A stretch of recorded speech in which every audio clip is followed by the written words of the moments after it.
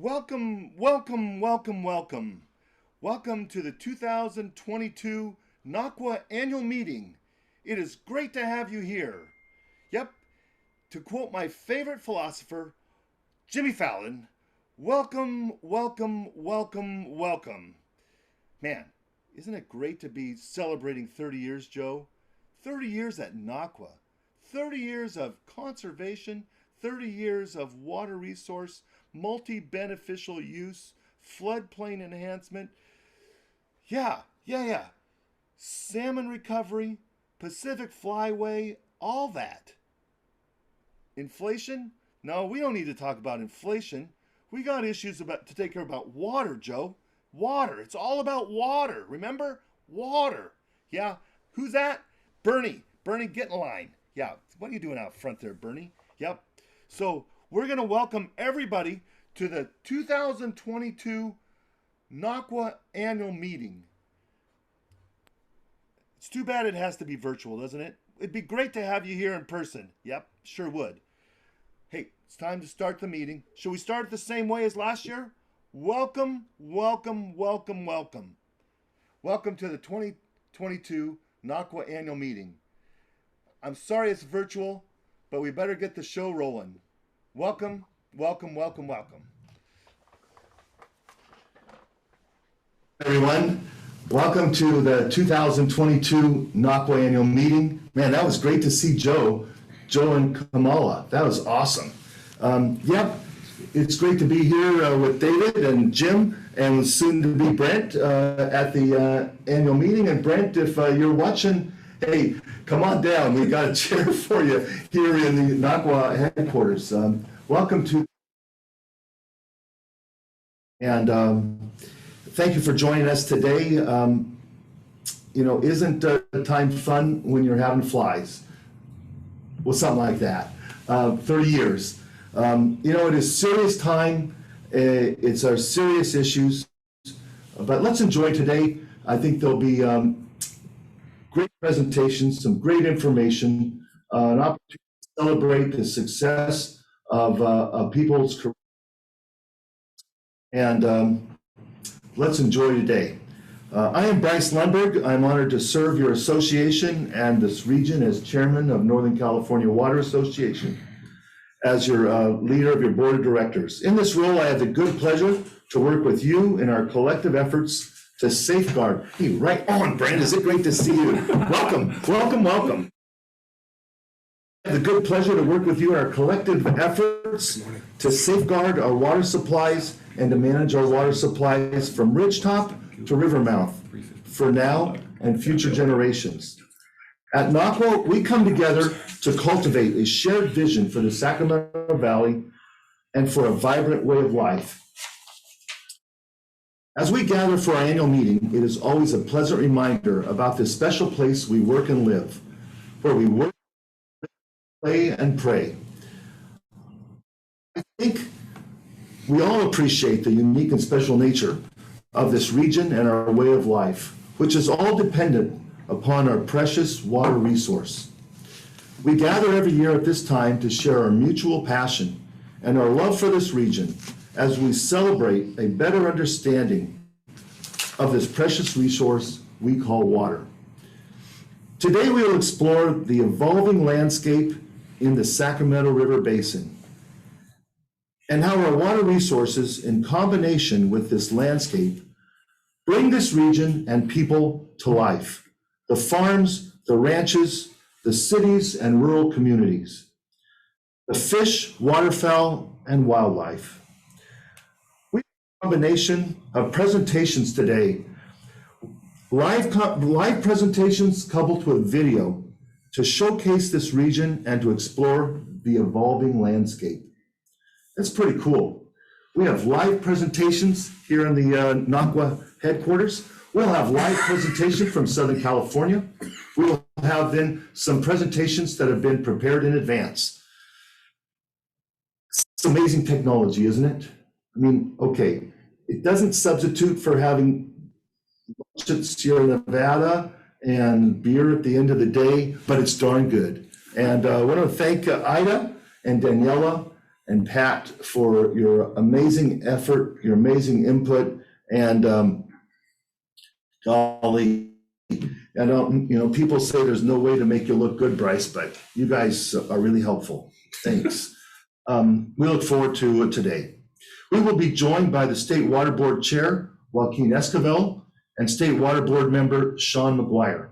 Interior Assistant Secretary for Water and Science, Tanya Trujillo, Roger Gwynn, our representative from Washington, D.C., and the new Metropolitan Water District General Manager, Adele Hashkhalil. Several amazing people from the Sacramento Valley. It is always my honor to start the day by recognizing the Northern California Water Association's Board of Directors, who represent surface and groundwater supplies and local governments throughout the region. The NCWA board listed consists of our directors who are elected locally to their representative boards and agencies. The board members all live, work, and play, well, at least 2 out of 3, in this region, and they share a deep passion for this great valley and the importance of managing water from ridge top to river mouth. They all work hard and spend a tremendous amount of time engaged in the numerous water discussions. When you see these leaders in your community or wherever you might find them, would you please say thank you for all they do for Northern California and for NCWA. Thank you, guys. Thank you. I appreciate the confidence the board has placed in me as your chairman, and I want you to see a glimpse into what a day in the life of NCWA might look like.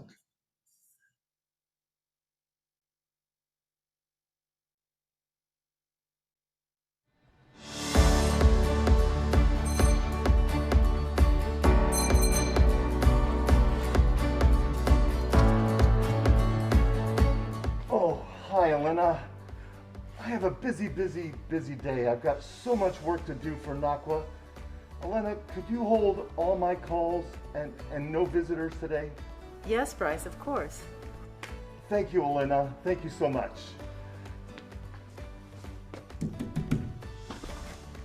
Right.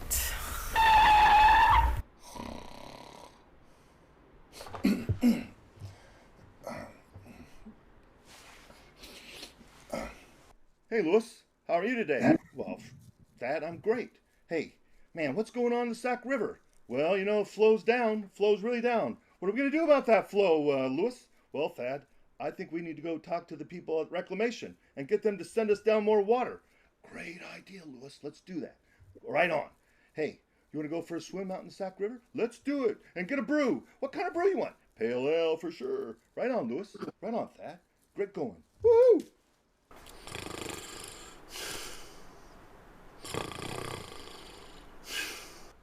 I understand. Yeah, I think I've got this. I don't got this. I don't got this at all.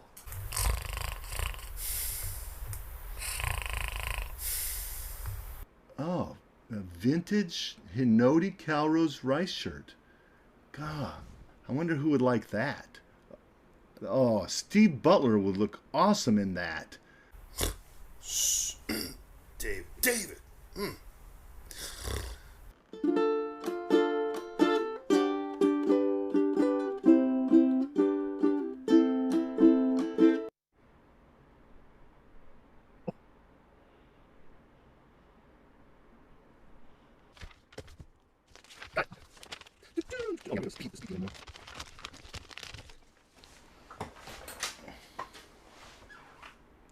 Take that, David.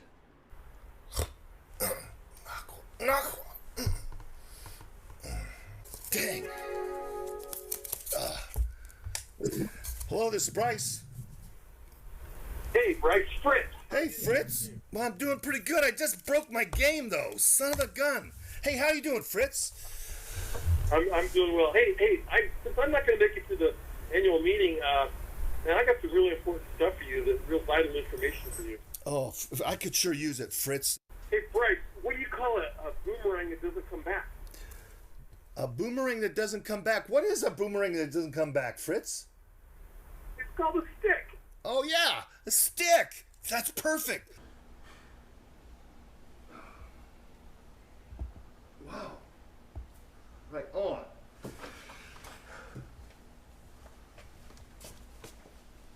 So, Bryce, how'd it go? Oh, hi, Elena. Oh, it went great. I got so much done, but there's so much more to do. I think I need a whole nother day. No interruptions tomorrow, please. I got a whole day of work for NCWA. Yeah, sure. Thanks. Right on.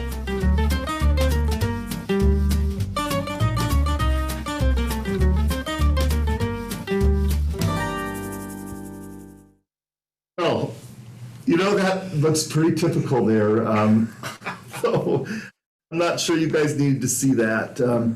Well, I also want to thank our many sponsors and partners in this annual event. For this region to be sustainable, we need a team effort. Our meeting is made possible today by our wonderful sponsors listed on the screen. These are not only sponsors, but they are also our partners and friends in safeguarding your water supplies and helping us manage our water for multiple benefits. We all know this has been an erratic water year, with wet Octobers and December, with very dry periods in between. Everyone watching today is focused on this dry year dynamic and their respective efforts to best manage limited water supplies for multiple benefits. To prepare for this water year, the NCWA board convened several scenario planning discussions last fall, followed by our Northern California Coordination Task Force meetings every other Tuesday morning. I'm pleased to be joined in an NCWA conference room today. Executive Committee, Jim Mayer and Brent Hasty. Welcome, Jim and Brent. Jim Mayer, who serves on the YOLO Flood Control and Water Conservation District Board, he'll talk about the dry year. And I must say, Jim is an incredibly nice guy and way smarter than I am. It is so nice to have you on the board. Thank you so much, Jim. And Brent Hasty, he serves on the Yuba Water Agency Board. He co-chairs Northern California's Coordination Task Force with Fritz Durst, and so way smarter than I am, and you're really an incredibly nice guy. Thank you also for your service. And Fritz Durst, he is your co-chair. What a great farmer he is. Much better farmer than I am. I can only dream about being as good as he is. You guys will describe the process we have underway to do better collaborative and to do better collaborative and coordinate with state and federal agencies and our conservation partners across the region. Welcome, Jim and Brent. You know, I wish we were here today talking about the incredible snowpack and how wet things have been, but you know, it's not. It's the scenario for 2022 is dry. It's incredibly dry, and you know, I can really say things have not gotten better, and our last few meetings have been could have been somewhat demoralizing. But you know, I would say the whole team, everyone on the task force, has worked hard together and has really helped to keep what could be worse better through planning, communicating, collaborating. How are you guys doing today? Well, I think we're doing as good as we can do. And I think it's the preparation and the planning that's gone into this inevitability or probability that's put us in a much better position, Bryce. You know, the board of directors had an opportunity to do 3 sessions in October, November, December in scenario planning. And that scenario planning there were close to 100 people who were involved with that scenario planning, participated in it. Jim, tell us about the scenario planning and how it has helped bring us forward as we didn't necessarily foresee this dry year, but as we have this dry year. Well, Bryce, you'll remember it was actually back in the fall of 2020 when we were wondering what it would be like if we had a second critically dry year in a row. And that's when we stood up the dry year task force that Fritz and Brent chaired in the early winter and into the spring of 2021. And we had, I think, modest expectations. We wanted to see whether or not we could get our state and federal partners, both in water supply and regulation and the environmental agencies, in a same kind of venue with our local water managers and some of our NGO partners, and just share information. We weren't sure exactly how much value that would come from that, but we knew if we were communicating and sharing information, we'd be in a better position to respond and react to whatever came our way. And I think the hydrology turned out to be drier than anyone expected or hoped. The models for how much runoff we had turned out to humble all of us. I think we really, once again, were told how complex this system is. You know, if you read just the headlines or the Twitter feed, this all looks really simple, right? It looks like there's easy choices that could be made and all the problems would be solved and the fish would be healthy and all the rest of it. But anybody on the inside of the system knows how complex it is, how the infrastructure is complex, layered on with the legal restrictions and the court orders and the water rights and all of the legal strictures, and all of that is complicated, squared with the complexity of nature and changing climate. So complex. And so at the end of that year, as we went into the summer and we started seeing the irrigation fall off last year, and there was effort and discussion in NCWA about how do we do this even better. If there was value in what we had done in the Dry Year Task Force, can we actually move from just communicating to increasing the level of coordination and cooperation, and maybe even get to that level of collaboration where we're sharing information and data and resources and even decision-making authority in order to come up with answers that we can't by ourselves, or we can't in our silos, or we can't if we narrowly define our jurisdictions based on what says on a piece of paper.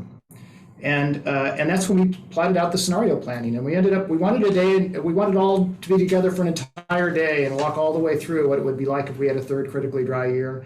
COVID got in our way once again, and we moved it to 3 virtual sessions. The first session had tremendous participation from the highest level water leaders, the executives at the state and federal level, as well as the wildlife agencies. Really did a tremendous job of laying out for all of us the challenges as they see them. It was a level of candidness and I think humility at times that inspired all of us to be equally honest about where we were and what we thought we could do better. The second session dived in with our own local water managers and some of our NGO partners to kind of peel the onion a little bit more. In the third session, we focused on groundwater for 2 reasons. One, because as surface water is less available, that's our backstop, and it's under increasing pressure. And second, we were in the middle of, most of us, developing our groundwater management plans. And what that really allowed us to do was to bridge what we were doing in terms of planning for the long term to thinking about what we would do in the short term if, in fact, we faced a third critically dry year. It was great collaboration, and I think it has really led to help us move forward no matter what was coming. We were hoping for rain and snow, but I think it has really helped us in coming together for what is an epic. You're co-chairing the North State Collaboration Task Force, previously called the Dry Year Task Force. Right. Tell us about what you're doing and how. Sure. So the North California Coordination Task Force, we meet every Tuesday. We have leaders within the state, NGO. I especially want to thank Carla Namath and Maris Kona. I mean, we've got the 2 people running the big systems, and all of the NGOs and the leaders on their teams are all showing up twice, every other Tuesday to talk about, the coordination and how we're going to get through this process.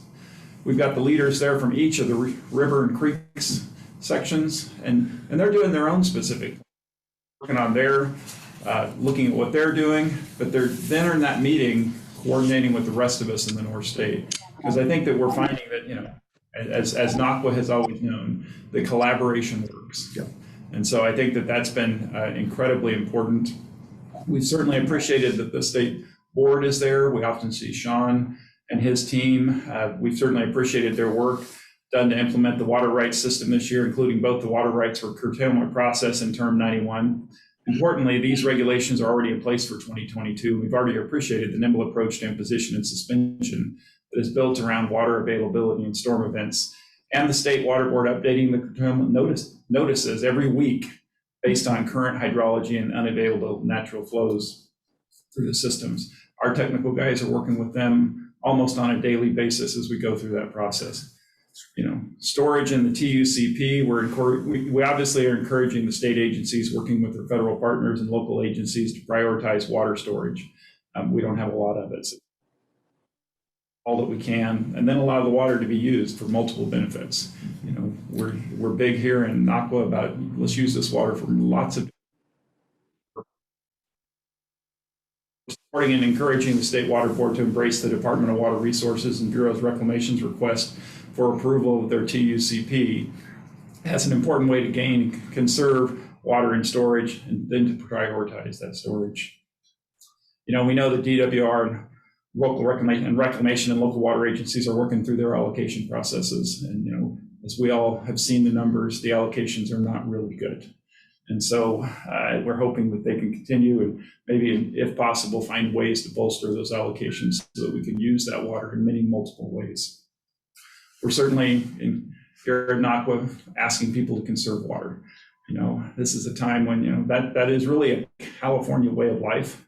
But in this third year of drought, we cannot waste one drop. We're hoping for more operational flexibility and transfers. This is a time when we have to make sure that it's not only us that is hurting, but it's the entire state. And we need to make sure that we can find ways that we can help each other and then help other people around the state. And Fish and Wildlife Actions, the Sacramento Basin is committed to water for fish and wildlife. We all know that we're growing fish in our fields, and we're trying to make sure that ducks and waterfowl are doing well up here in Northern California, and that takes water. And so we have to figure out how we're going to do that. And then, all of us along the rivers and creeks are working on voluntary actions that will help in all of those ways so that we can do things that will actually help fish, fowl, farms, and the people of the state of California. So I think that, we're really working hard at it. And I know that Jim is working really hard on the groundwater task force and is making sure that, this is a time when we know that we have to exercise groundwater. And so how do we do that and sustain it and keep it going? And Jim really is leading on that. So Jim. Well, Jim, you can give us an update on the groundwater, but I just want to thank you both for your leadership prepared for this spring. There's, part of me says, well, this is hopeless, but it's not. We always have hope, and we have a hope for a miracle March. Awesome we April. have hope for an awesome April, but also we know that through the work of NCWA, for the leaders in this region, from the state and federal government and our NGO friends, that we will use every drop available for multiple benefits, not a single drop being wasted. And I thank you for your leadership in. Jim, did you want to say anything more about the groundwater efforts that you're doing? It's probably a good thing to touch on for a minute here, Bryce. The annual meeting for NCWA always feels like it's really about 2 years, right? It's the year that's in the rearview mirror, what we accomplished, and then it's the year that we're kind of trying to figure out through the buggy windshield, which is what's ahead of us and what do we aspire to do. 2021 was a truly historic year for groundwater in the Sacramento Valley. Not only were we in a second critically dry year, and in many places we were pumping much more than we normally do, but at that same time we were putting together our groundwater sustainability plans, and we did it with a lot of coordination across the valley, with all of the managers of the agencies talking, with the consultants that were developing the plans talking, in consultation with the Department of Water Resources, with our nonprofit NGO friends who could guide us on what they were looking for in terms of environmental justice and community engagement and the environmental aspects of the groundwater management plans. And the goal there was we would put together the best possible plans we had. We knew they weren't going to be perfect. We learned a whole lot through this process about our groundwater. We thought we knew a lot. I think we learned a lot more and figured out how much we don't yet know and what do we got to learn and how much more monitoring we have to know. I don't think anybody thinks their plan that they submitted in January is perfect, but I think everybody did the best they could. I think we started this process maybe thinking we were in really good shape. We weren't the San Joaquin Valley. Maybe we didn't need a state law telling us what we had to do. But I think as we went through it, we all saw the value of having a better understanding, a technical understanding, of having a conversation with our community, our stakeholders, our growers, our clients, customers about what the criteria should be for actions against the truly undesirable results that we don't want to see. So it's really a historic year. But 2022, I think, is going to be more historic. And some of that will be because of the hydrology. We've got less water in storage, both in surface and in ground. And while we saw some recovery in some of our groundwater basins, they didn't come back like they would have in a wet year. And yet we're going to go back to them again for a dry year. But there's a couple of things that are really significant about 2022. Because we have those plans done, we now have a governance system in place across the footprint of the valley for local control, local decision-making by the stakeholders, by the government agencies, by the other stakeholders. There is a system in place, a formal system for consulting and deciding how we're going to manage our resource. And we have a plan, each of us, with the best information we have, with some agreed upon thresholds and some agreed upon management actions that we all think we can take, both to curb demand if that's necessary, but to increase supply for the long term, because this is about managing for the immediate in ways that really make us more resilient over the long term. So I really do think it will be a historic year because of what we do, not just because of the conditions we're in. And because of the work we've done, we're in a better position than we would have been a year ago, 2 years ago, 5 years ago to manage the system we're in. And that's a little bit more than hope. That should give us some confidence. And finally, though, I think we're going to have to make some hard decisions, and those are going to be best if they're made informed and local, in consultation with others in the Valley and with our colleagues in the NGO community and at the state and federal levels. And I think the real test will be, put ourselves 20 years in the future, and people are going to look back at 22, and they're going to make some judgments about what did we really mean when we said we were committed to long-term stewardship. I think we're going to stress test our commitment a little bit this summer, and I'd like to think we're going to make the best possible decisions that aren't just going to satisfy for today's imperative, but are going to set a precedence for how we're going to manage in a time of increasing volatility and ambiguity and uncertainty, and do it in a way that protects those resources that Brent talked about that we take as seriously as water supply. And that's all the water needs in the Valley. So I think this is going to be a critical year, not just a critically dry year, but we've done everything we can to be prepared for this. And now, as the governor likes to say, this is our moment. This is our moment. Thank you, Jim. Thank you, Brent. Thank you for your planning and for your leadership and for bringing us forward. Thanks for sharing that today. Thanks.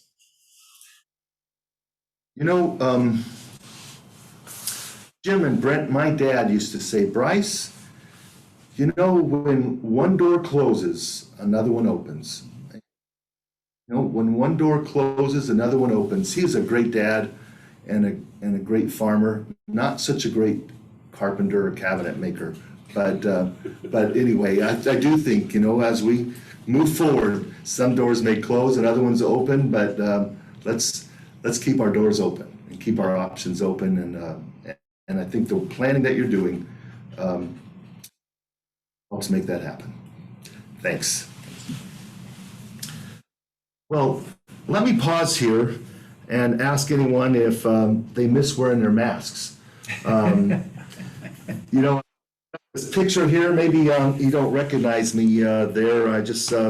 This picture was a fun picture with Governor Newsom. And, oh, there you go, maybe you can. a fun picture with Governor Newsom and Lieutenant Governor Konalakis. It will always be known as the picture that was taken during the pandemic. Thank you, David, for joining with at the Secaucus home to meet with Governor Newsom and Lieutenant Governor Konalakis. Both of them committed to the floodplain restoration, reconnecting the floodplain for the benefit of fish. It was a great day to have that meeting with them and many friends from California. Introduce our first speaker of the day from the State Water Board. Joaquin Esquivel was appointed to the State Water Board in 2017, and he was appointed chair by Governor Newsom in 2019. Sean McGuire was appointed to the State Water Board in 2018. They have both been focused the past several years on preparing for a dry year and dry years. Pat Kuski earlier this week caught up with both Joaquin and Sean at the Cal EPA building. Let's hear what they have to say.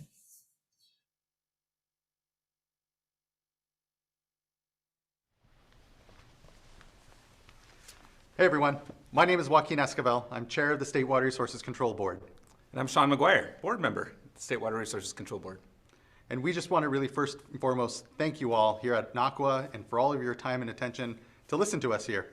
Go over some of the challenges that we saw in the last year, some of the work that the board will be doing in the year ahead, and importantly, what are the long term and how are we viewing the challenges that we're all faced with here. As you can see, we're actually in our boardroom. We have not, Sean and I, been here physically together in 2 years. It's incredible if you all think back just what COVID has meant for so many of our communities and the impacts and changes that we've all had to go through. And now, as I think we're in the next month or so going to have our first board meeting here in person, we just wanted to come and actually discuss with you here the work that the board will be doing in the next year and the decisions that we're going to be making here at the board as we all try to, again, address what are some incredible circumstances like COVID and drought, but here I hope to continue to make sure that we're contributing to what is successful decision making and management through very difficult circumstances in our community. Yeah, I've been on the board for 3 years now, and every year I really look forward to the NCWA annual meeting. And sad to say that, we can't be in person again this year. Hopefully next year we can make a change there. But I am really looking forward, to being together again, because I think there's no substitute for interpersonal relationship building, networking, getting to know one another better. We've done that over the past few years. I think our collaboration has gone leaps and bounds higher than it has been ever before. And I'm excited about that, and I'm excited about what the future has in store, despite the challenges. Yeah, when we go back to our board meetings here, we're going to keep remote public comment. It's going to be really important to us to be able to make sure that we are able to help support the decision-making and that goes on certainly at our board, but the discussion that goes on in communities, and being able to not have to fly up to Sacramento to spend the money to then address us as we make our difficult decisions here, yes, but informed, importantly, by the impacts to communities. So whether that's curtailments, whether it's decisions around water quality impacts, being able to keep at least that aspect of this COVID crisis, the remote access to our board meeting, I think is going to be really important. But as Sean said, it's no replacement for being out in the community, for engaging with you all in person, and we really look forward to a return to some of that here in the year ahead. I think it's important, as a topic to really address here is drought. This last year has seen the driest 2-year period, I think you all well know, that we've ever seen in California's recorded history here. It's not lost on me that it's so soon after the last drought in 2014 and 2015, where so many communities, again, were equally impacted, not unlike the way we saw this last summer. In fact, the State Water Board is currently in the San Joaquin Valley, particularly supporting households that have gone dry. domestic wells that have gone dry because of the impacts of the drought, and the challenges and importance of managing groundwater in the long term, even in the face of conditions now. So the board was very central in responding to a number of communities as wells went dry, but we were also trying to manage at the watershed level. And there, important, I think, to really note that for the first time in history, the Water Board is currently actively administering water rights, where we're looking at what's naturally and hydrologically available, and that looking at that precipitation data and matching it up against known diversions from water rights holders, and making a call. Is there enough in the watershed to fulfill all water rights holders' needs, which we know, particularly in the middle of a drought, is not the case. And so the curtailment work has been an important part of our drought work, but it's not all of it. The emergency response has been so important as well. Yeah, that's right. And one thing that's really exciting to me is not only the work that we've done this past year, but the investment that we're making to avoid these types of dire situations going forward. So part of that is really understanding the water rights system, making the decisions that we have recently, but also making investments in the future. Part of that has to do with data, having good information to make decisions, and really making that information available to everyone, including yourselves, I think is going to go a long way. I'm really excited about the legislature's $30 million investment in our new water right management system, which is just getting off right now with some contracts underway. So we're really excited about that, and you'll be sure to learn a lot more about that over the coming years.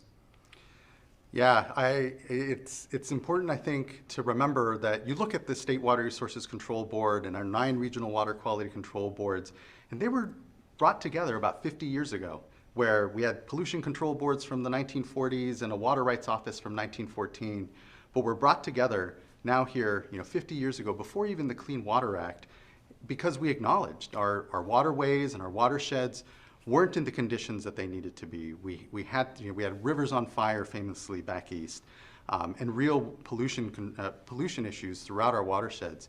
And I think it's easy to take for granted this 50-year arc of these programs, of the work of the board, of better managing the state's water resources.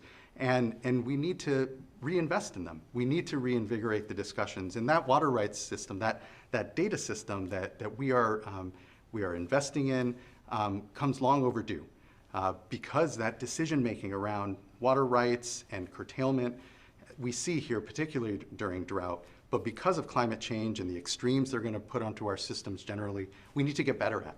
We need to make sure we're innovating. And here, not just resting on this 50-year history of improvement in our watersheds and waterways, but really think of what the next 50 years will bring us and how we not just get through this next couple of years in drought, but the next flood that we know is going to be bound to be there. And then, yes, another dry period. How do we extend past these extremes and ensure that we have sustainable water systems? And certainly the drought focuses us. It really highlights these opportunities to make these investments. But it's really about the faith and trust of communities who you all are the primary decision makers during drought. You are the primary drivers and leadership of so many of the changes we need in our watershed. And that's why data is important, but also important in our partnerships and open communication, like I talked about earlier.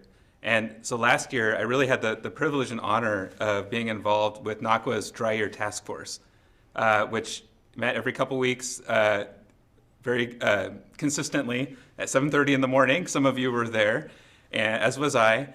And really honed in on the critical issues, having representatives from different state and federal agencies, districts there, and others.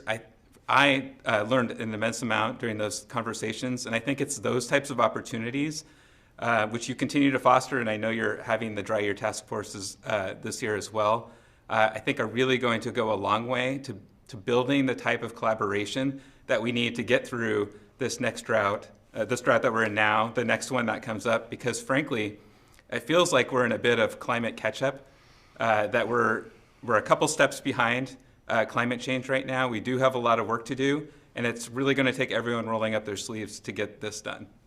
That's exactly right, Sean. I think of the Russian River watershed as well this last summer, where that collaborative spirit, the meeting of agricultural interests, the urban sector, regulators, yes, biologists, was really key to actually being able to manage through what was and still is an incredible crisis when we think of the amount of disruption that would happen if Lake Mendocino were to go dry and the Russian River would become a disconnected series of pools, and with cities, downstream really depending on that water.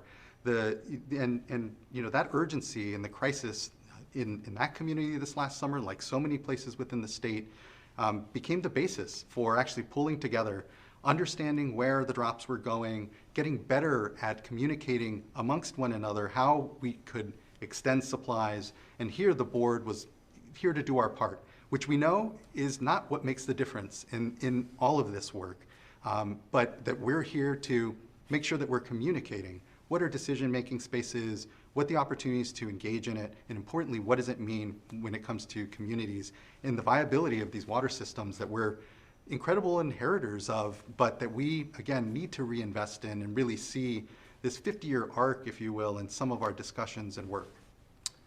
Yeah, and I'm really also just thrilled with NCWA's holistic look at the watershed. Ridgetop to river mouth management is exactly where we need to be. I went up last summer I went camping with my family up in French Meadows and saw some of the forest management practices that I know Placer County Water Agency has been engaged in there, and really encouraged by that, thinking about how can we work with our forests, how can we work with our lakes and streams and rivers to manage it all cohesively in a way to support all of the needs. And we're talking about fish, we're talking about farms, and we're talking about cities. And I think it's that kind of message and that kind of perspective that we need to continue. Yeah, you look at what existed for thousands of years before then, the last 200 years really of our development of our resources in the state and the building of our major projects and the investment in communities and the ability to house 40 million nearly Californians.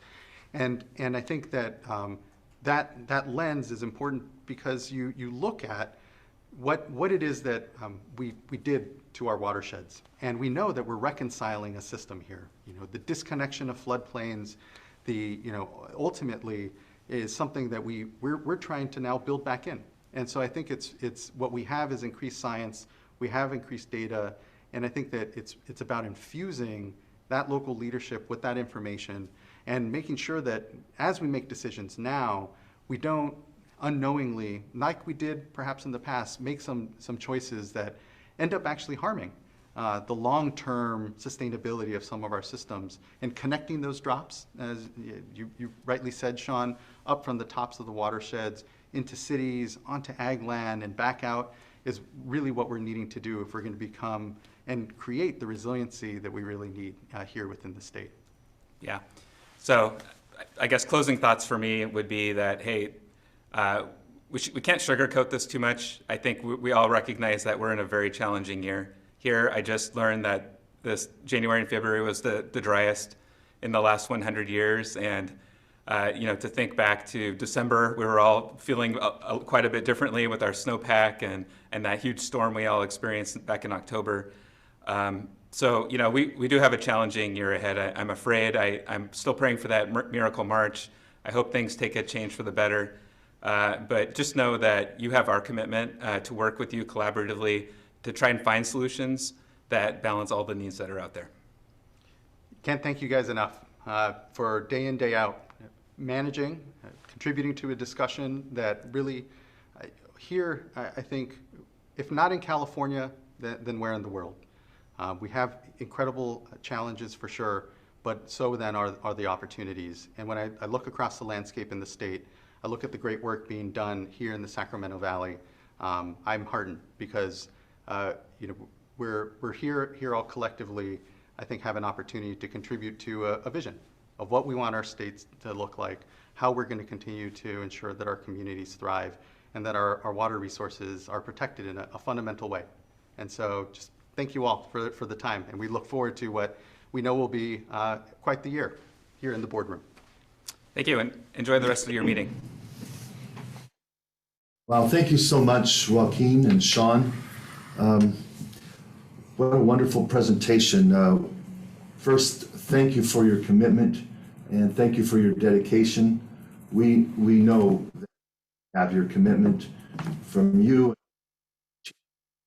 Resources Control Board, for your focus on partnerships and on relationships. Thank you for being engaged with us. Every opportunity that we've had to come together, you have accepted, and we thank you for that.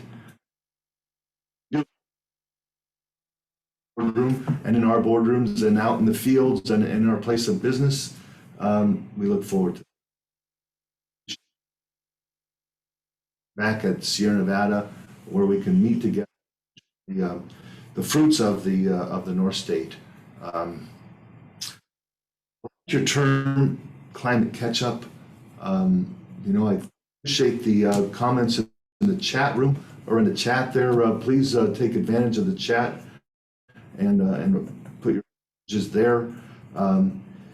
Yeah, this is an incredibly dry period. It is a year of drought. I think many of the comments or some of the comments have indicated this is the new normal.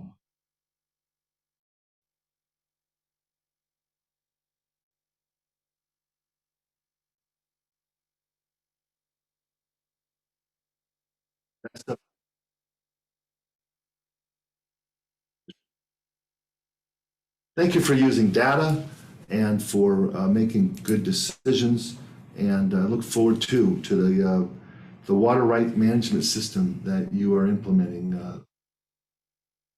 Thank you so much, Joaquin and Sean. Sure great to see you, and look forward to seeing you soon in person. At this time, I would like to introduce the NCWA team who are implementing our 2022 priorities. Each member is a devoted water expert in their related field. Of course, you all know David Guy, and of course, everyone knows David Guy, and he knows everyone. He is one of the most respected water attorneys in our region. David is an amazing leader who approaches challenges proactively, developing creative solutions. And I would say if you haven't met with David Guy in the last 2 or 3 weeks, you should expect a phone call, because he will see you. Todd Manley represents NCWA on planning and implementing conservation projects, including legislation, appropriations, ecosystem enhancement, Pacific Flyway, fish passage, and efficient water management. It is a joy to work with Todd in the projects that we're working on in Butte Creek. Just seeing the difference and the dedication he has and what a difference he makes. Thank you, Todd. Bruce Haverschelt is responsible for the Sacramento Valley Water Quality Coalition. Bruce ensures compliance and reporting requirements of the Central Valley Regional Board's irrigation lands regulatory program are being followed for over 8,600 farms and wetlands managers in California and in his coalition. Ida Noe is NCWA's administrator. She's a 5th-generation rice farmer in Glenn County. Ida knows firsthand how important water is to the North State, for families and for farms. She handles NCWA's finances, and she plans NCWA's special meetings like today, thank you, Ida, and special events like the matchbook celebration that we have every October, which will this year be on October 20th in beautiful Zamora. Thank you, Ida, and thank you for today. Daniela Ochoa holds the office together. She's the glue that brings everybody together, coordinating the work and the team and the board of directors. And thank you also, Daniela, for your incredible work for today. So far, everything has just gone so smoothly. Amazing. Legislative Affairs Director, representing NCWA effectively, whether that's in the Capitol, whether it's guiding on the American River, or sharing a cold morning in a duck blind somewhere in the North State. Gary feels equally at home, or he is in his camouflage out somewhere or in shorts, getting completely drenched on the river. Who works closely with NCWA, helping to share stories about our region. Pat has produced all the videos for today's meeting. Thank you, Pat. We are truly blessed by our dedicated team so effectively for us at NCWA. We are incredibly thankful for David, for you and your team. You know, let's give them an applause. You have an applause button. You can just use that. That would be great. Ooh, look at all the applause. That's awesome.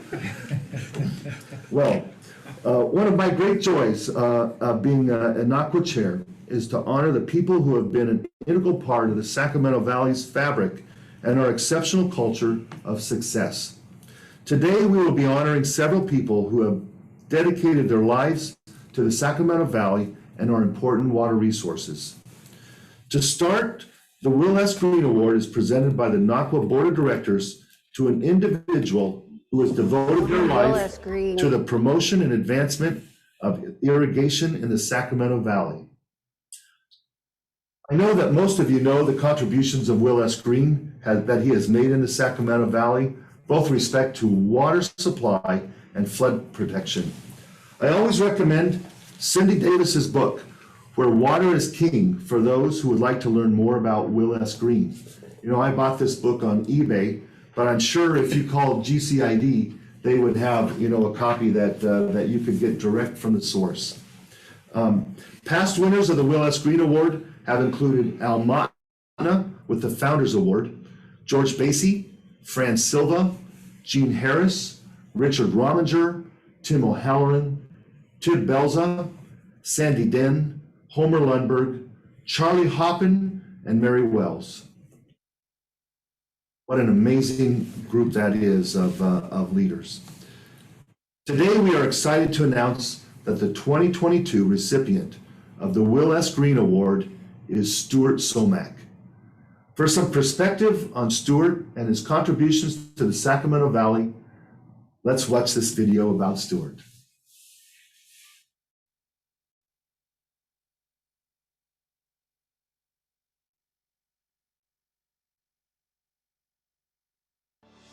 Will S. Green was a major part of creating the opportunity for irrigation in the Sacramento Valley, and he spent decades trying to promote and create an irrigation system. He had far-reaching vision, and this award is something that can be presented to people who are looking at the big picture. I spent and have spent and still spend a lot of time worrying and thinking about the Sacramento Valley.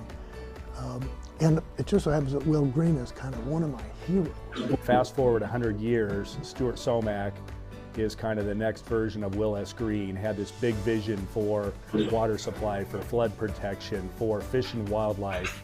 The issues are very different now than when Will Green obviously lived here, and I think Stuart just really embodies that spirit, but does so in a contemporary context. I recognize that sometimes lawyers are not high on the list of people that receive these types of accolades, but I think when you take a couple steps back and you look at Stuart's career and what he has accomplished with the help of a lot of other people, I think he's very deserving of this award. From a Washington perspective, for more than 30 years, Stuart has made a tremendous contribution to the protection of Sacramento Valley water rights and the people and natural resources they support. Stuart Somack to me was just more than a water attorney. We talked frequently, and he became a water mentor.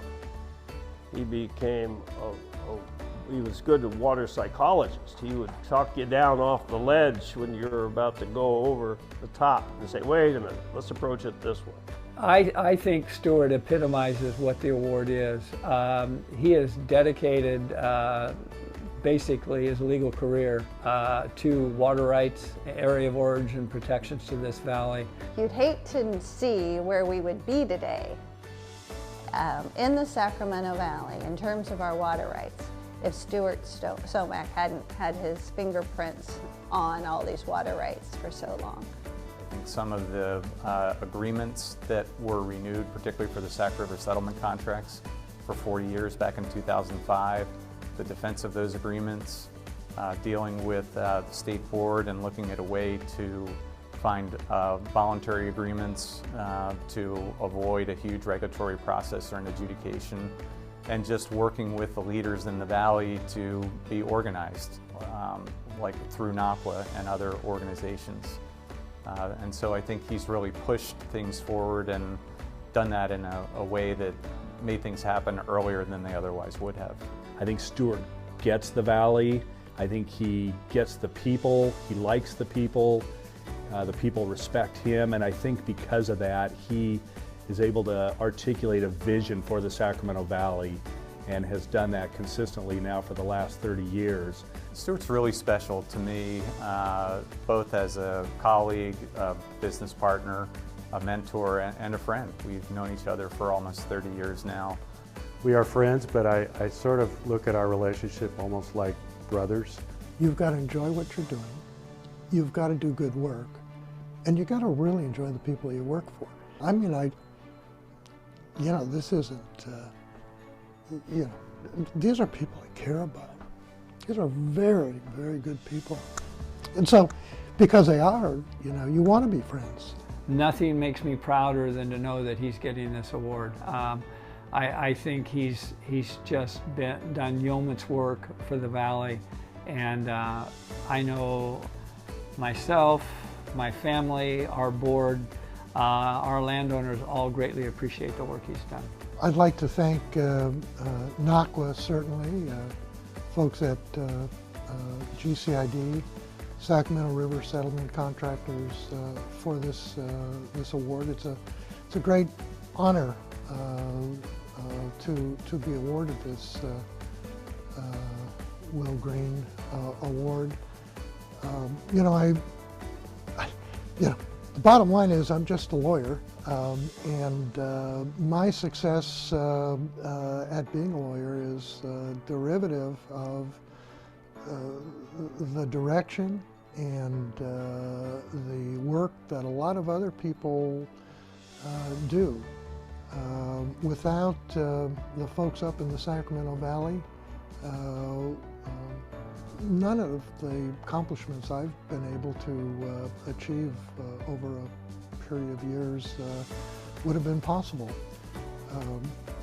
Working for good people, doing important work for important businesses and families like the folks in the Sacramento Valley is the key to everything.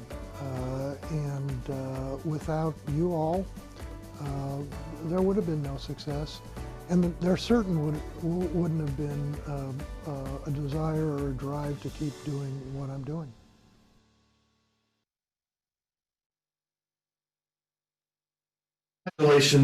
Congratulations, Stuart, and thank you. Wow, what a nice tribute film, and what kind words.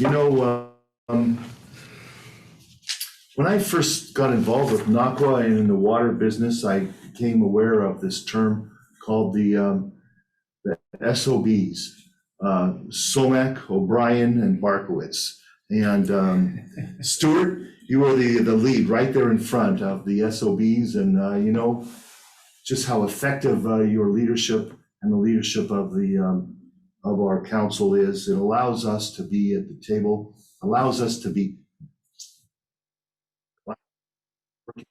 in relationships, and having the leadership that you have delivered and have brought to us to protect our water rights, to develop the area of origin and protect the area of origin's water rights.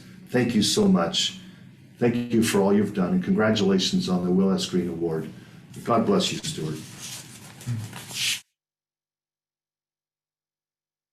Well, we're now going to transition to visit Washington, D.C., where our federal representative, Roger Gwynn, will provide an overview of what is going on in our nation's capital, and he will then introduce Assistant Secretary for Water and Science, Tanya Trujillo. Roger, welcome, and let us know what's going on there in Washington, D.C., and thank you so much for representing us so effectively at our nation's capital. Yeah, thank you, Bryce. Appreciate it. And as things would have it, you know, I'm supposed to have gigabyte speed or whatever, but it says I have an unstable connection. So hopefully it won't be too much of a problem. But and again, I would just extend my congratulations to Stuart too. It's just been it was wonderful friendship and certainly well-deserved honor. And anyway, that was a wonderful tribute to him. I'm going to give you a very brief federal update, talk a little bit about some of the steps Congress and the executive branch are taking to address drought and a number of the priorities reflected in NCWA's holistic approach to water management from ridgetop to river mouth. Then it'll be a pleasure, as you said, for me to introduce your next speaker, Assistant Secretary of the Interior, Tanya Trujillo. On the federal front, and hopefully you can see these few slides. Let's see if you can go to the next slide, Ida, that'd be great. Thank you. Pardon me. On the federal front, the severe, unprecedented drought conditions, you know, facing the Sacramento Valley and much of the state are certainly among the top issues of concern to federal policymakers. In last September's stopgap funding bill, for example, for fiscal year 2022, Congress approved and the President signed into law $200 million in emergency drought relief for the Bureau of Reclamation. Reclamation also took steps to reprogram an additional $100 million for drought relief. While a significant portion of these funds remain, you know, we do believe more is needed, and NCWA is working with the Valley's congressional delegation, our senators, and Reclamation to identify opportunities to supplement the resources that are currently available. Also in the FY 2022 CR, the administration and Congress took the extraordinary step of allocating $80 million to advance the sites project. And this is something that was done outside of the normal appropriations process, which makes it exceptional. And sites, as all of you know, certainly is a project that will play a significant role in improving the long-term drought resiliency of water supplies in the Valley and statewide. Next slide. I'm sure you're aware that late last year, Congress passed and the President signed into law a massive new massive appropriations bill that include infrastructure bill that will provide additional resources for a wide variety of water needs, wide variety of needs, period, including critical water needs. The bill includes $841 billion in new spending over the next 5 years, including $64.25 billion for water-related projects. And as you see from the chart on this slide, most of the overall funding will go through existing programs. We hope that that will make it easier for the agencies to get the funds out and accelerate progress on the ground. In the case of water-related assistance, the vast majority of the funds are being pushed through existing programs, so that should help accelerate needed water system improvements. Next slide. Surface water and groundwater storage and conveyance received a significant boost in the infrastructure package, $1.15 billion in total. And regionally, these funds can support a number of projects, including the sites project. It's also noteworthy that the bill sets up a new small-scale storage program that will provide up to 25% federal cost share on smaller storage projects. And again, this is a new initiative that we hope will benefit the Valley. Next slide. Water recycling and reuse continues to be a priority at the federal level, and the bill provides significant new resources, $1 billion for water reuse funds that cannot only support the expansion of local water agency reuse priorities, but creates a new opportunity for expanded federal assistance for large-scale water reuse projects as well. Next slide. On the water management and ecosystem restoration front, that area also received a significant boost in the package. And these are funds that can be used to support salmon recovery initiatives, projects to reactivate the floodplains, for example, NCWA priority, and other, again, NCWA priorities. The bill provides $850 million for a variety of programs, including $250 million for aquatic ecosystem restoration, $400 million for Water Smart. And again, this is to support just a whole variety of water management, water efficiency improvements. and $100 million for a new program to support multi-benefit projects to improve watershed health. And this certainly can be helpful also on the groundwater side. Next slide. Finally, the bill provides a significant boost to EPA's Clean Water and Safe Drinking Water State Revolving Fund programs and accounts. A portion of these funds, the Safe Drinking Water SRF funds, can certainly be helpful to advancing NCWA's goal of improving access to safe drinking water for Valley residents. It's important to note that what's unique about this relative to the monies that EPA normally provides the states for this purpose is that 49% of these funds will be required to be allocated. The funds that are allocated to each state are required to be provided in the form of grants or principal forgiveness. So, these dollars will be particularly helpful to rural and disadvantaged communities. So that concludes a brief federal update. And if you have any questions or need more information, certainly, just reach out to the NCWA staff, and we'll be happy to try to answer your questions. It's now my pleasure to introduce to you your next speaker, Assistant Secretary of the Interior, Tanya Trujillo. And for those who are not aware of the important role this Assistant Secretary plays, the Assistant Secretary is responsible for overseeing the Bureau of Reclamation and USGS, and she reports directly to the Secretary of the Interior, Secretary Deb Haaland. I've had the pleasure of knowing the Assistant Secretary for more than 15 years. She's an extremely capable water lawyer with more than 20 years of experience working on complex natural resource and water management issues.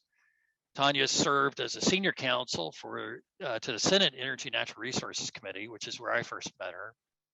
She also served as counselor to the Assistant Secretary for Water and Science in the Department of Interior during the Obama administration.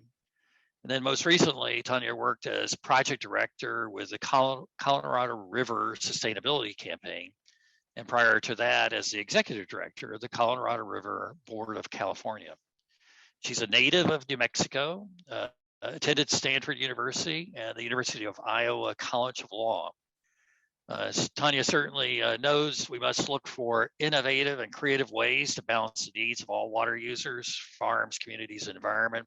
She's a great friend of the Valley, and again, it's a great pleasure to welcome Assistant Secretary Tanya Trujillo.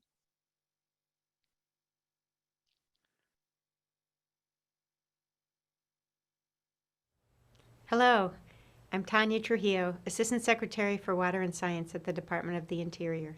I'm honored for the opportunity to address you today. I appreciate being part of the distinguished lineup of speakers who are able to demonstrate and appreciate the complex challenges that exist with respect to California water management issues at this moment. I was recently able to visit the Sacramento Valley, and I'm sorry I'm not there in person today, but traveling around California always refreshes my recollection of the vast scale of everything there and reinforces my firm beliefs regarding the tremendous resources that we have available to meet those complex challenges. I appreciated meeting with our state counterparts, irrigators, NGOs, and a variety of groups who are thinking creatively about how to manage our water resources responsibly and proactively to respond in real time to the changing environment we are seeing on a daily basis there. Thank you to the NCWA board and staff for the many contributions you and your member agencies make to ensure that our communities in California can continue to thrive even during these challenging times we are facing. As Assistant Secretary, I have the honor and privilege of working closely with the Bureau of Reclamation and the USGS in guiding the development of national water and science policies within the Department of the Interior.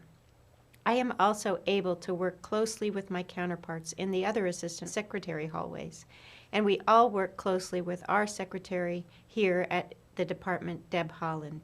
She is also a New Mexican, and she also understands and appreciates the value and importance of water. I would especially like to express my strong appreciation for the reclamation leadership team there in California. In the year that I have been on the job so far, I have continued to be impressed by their hard work dedication, perseverance, and creative thinking in the context of these very difficult times, particularly throughout the entire state of California. I am encouraged about our ability to meet today's challenges because of the outstanding team at Reclamation that is working with you there in the region. I also want to compliment the leadership team working on these issues from the state of California.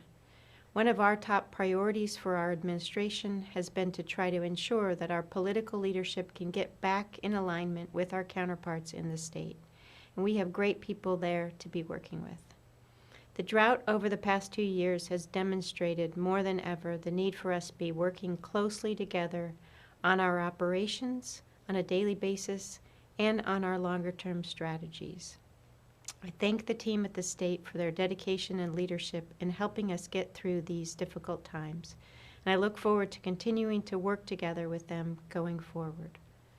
Similarly, within the Department of the Interior, we work very closely with the Fish and Wildlife Service, but we also have strong layers of coordination with our other federal sister agencies. For example, guided by the leadership of the National Climate Task Force, the Department of the Interior and the Department of Agriculture have been working together on interagency drought task force meetings, and we also have continued to build capabilities of the National Drought Resilience Partnership.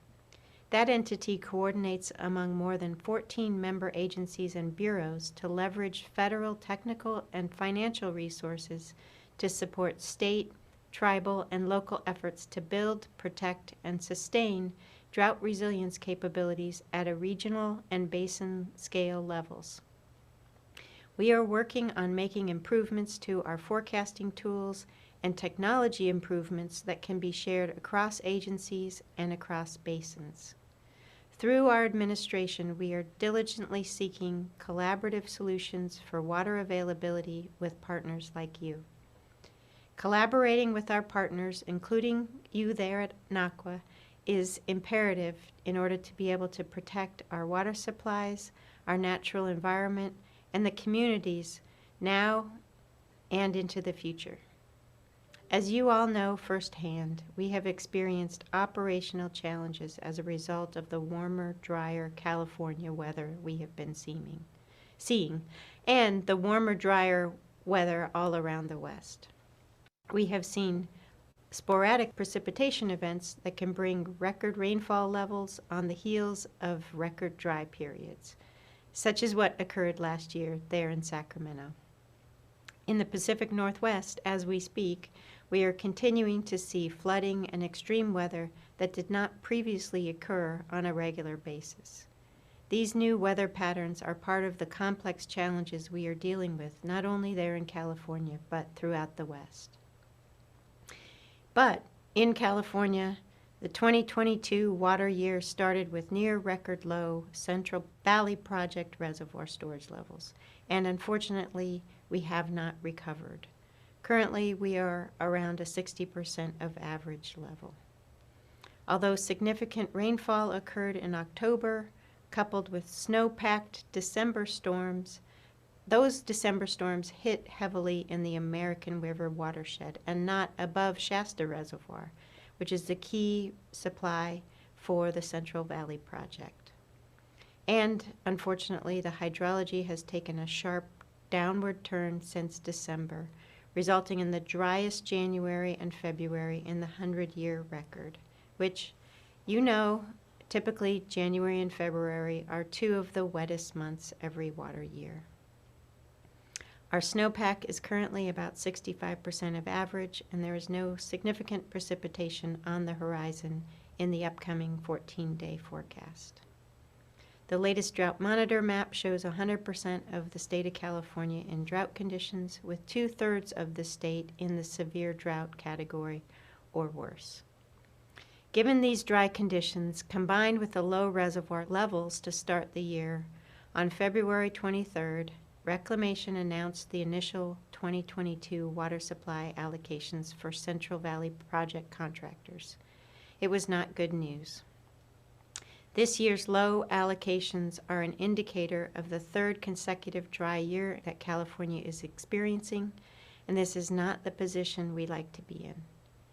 Reclamation determines the allocation of Central Valley Project water for irrigation, environmental, and municipal and industrial purposes based on many factors, including hydrologic conditions, reservoir storage levels, water quality requirements, water rights, contractual obligations, and endangered species protections. As I just noted, the current reservoir storage, snowpack, and projected runoff are well below average. The state's runoff forecast update from between February 1st and February 15th indicated that within that 2-week period, the runoff estimates for Shasta, Oroville, Folsom, and New Melones decreased by 1.2 million acre-feet. And without any significant precipitation on the horizon, this downward trend may continue. Those are dire conditions that we had to factor into our allocation decisions. I would like to acknowledge that it seems like many of the water users and stakeholders understand and appreciate that we are working with hydrologic conditions that will prevent us from meeting all of the needs and demands on the system this year. We will have to work in coordination to best manage the water that we have available. Unfortunately, the drought conditions that we just talked about extend beyond Northern California. And, for example, in the Colorado River Basin, we have also seen unprecedented dry conditions, with Lake Powell and Lake Mead hitting historically low levels, and the first official shortage declaration occurring in the lower basin. If the dry hydrology continues, we will see additional reservoir declines that will eventually jeopardize the integrity of the infrastructure, unless we can take additional proactive measures to prevent that. Fortunately, in the Colorado River Basin and here in California, we are working with our partners to prepare for the conditions we may see this year and protect the water supply we have for the communities that depend upon us. At the Department of the Interior, we remain attentive to the changing conditions, and we will be prepared to respond to these issues as they arise. We all have the obligation and responsibility to make critical decisions about the future, and we have opportunities to work together to address the short-term challenges and develop long-term solutions for these issues.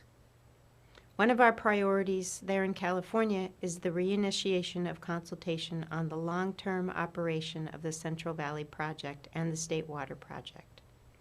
Earlier this week, Reclamation issued a notice of intent to seek public input on this first step toward completing an updated environmental impact statement for the ongoing operations, and Reclamation will be holding scoping meetings in the coming month to receive public input. Across the West, we are taking actions to manage water in the face of historic drought. Basin by basin, we are engaged in actions to mitigate the impacts of the drying landscapes. But the good news part of the story is that we now have an opportunity to utilize the resources available through the $1.2 trillion bipartisan infrastructure law, which will help us build a more resilient Western landscape. The bipartisan infrastructure law allows us to make historic investments in our nation's Western water and power infrastructure, rebuild our existing projects to withstand a changing hydrology, and help communities tackle the climate crisis while creating jobs, advancing environmental justice, and boosting local economies. The implementation of the bipartisan infrastructure is a top priority for the Department of the Interior. The Bureau of Reclamation received $8.3 billion in additional funding, which is on top of its normal appropriations and is available to be spent over the next 5 years. Reclamation hosted 6 sessions to provide information on the infrastructure law during December and January to help the public and our stakeholders learn about the new opportunities. We have posted a public-facing bipartisan infrastructure law website on our Reclamation webpage describing the implementation approaches. Reclamation has included our initial spending plan on the site to provide as much detail as possible to the public, and many of the links for the infrastructure-related funding opportunities are included there as well. The spend plan, which we submitted to Congress on January 14th and have supplemented since then, is for fiscal year 2022. It represents a blueprint for how Reclamation will invest the initial $1.66 billion annual allocation that we have available. These funds will help us build upon our already successful programs, with $400 million to support programs such as WaterSmart that has already been utilized to provide hundreds of millions of dollars of funding across the West. So we know we will be able to fund additional projects quickly. As of today, Reclamation currently has 5 infrastructure-funded opportunities open through March and April. This includes the Applied Science Grant Program, which helps develop the science tools needed to improve modeling and forecasting, the Small-Scale Water Efficiency Program grants, which help smaller communities address some of their water management issues, Title 16 programs, which provide funding for water reclamation and reuse projects, and additional funding for water purification science and demonstration projects. As we have more funding opportunities planned, we will make them available. California has been the success story for implementation and use of these programs. For example, since 2010, Reclamation has provided more than $150 million to fund 339 projects in California through the WaterSmart program. We estimate that including non-federal matches, that equates to over $920 million in water management improvements. That results in conserved water, increased drought resiliency, and many other benefits. In addition, Reclamation has provided more than $700 million since 1992 for the construction of Title 16 projects. With non-federal cost share, this represents over $3 billion in water reuse projects located there in California. In 2020, water reuse projects funded through Title 16 program delivered over 420,000 acre-feet of recycled water throughout California, helping to provide flexibility to water managers and diversifying their water supplies. The infrastructure funding will allow us to expand our existing work with our partners. And one of the great examples of that is an existing partnership with the Meridian Farms on the Fish Green project.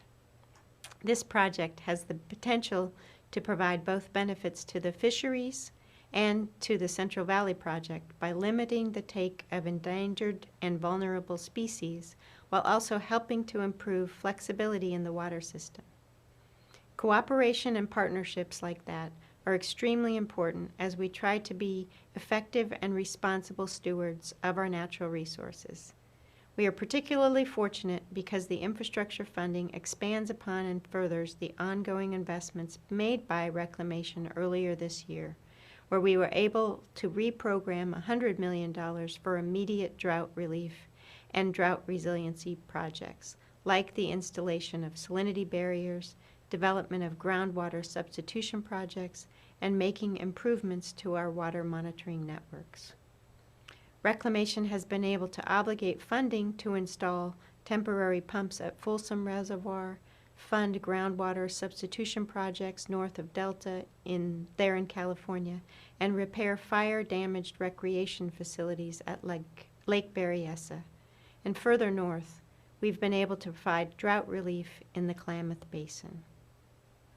Through the prior continuing resolution later in 2021, Congress provided us with an additional $200 million for drought relief programs. We are very grateful for that assistance.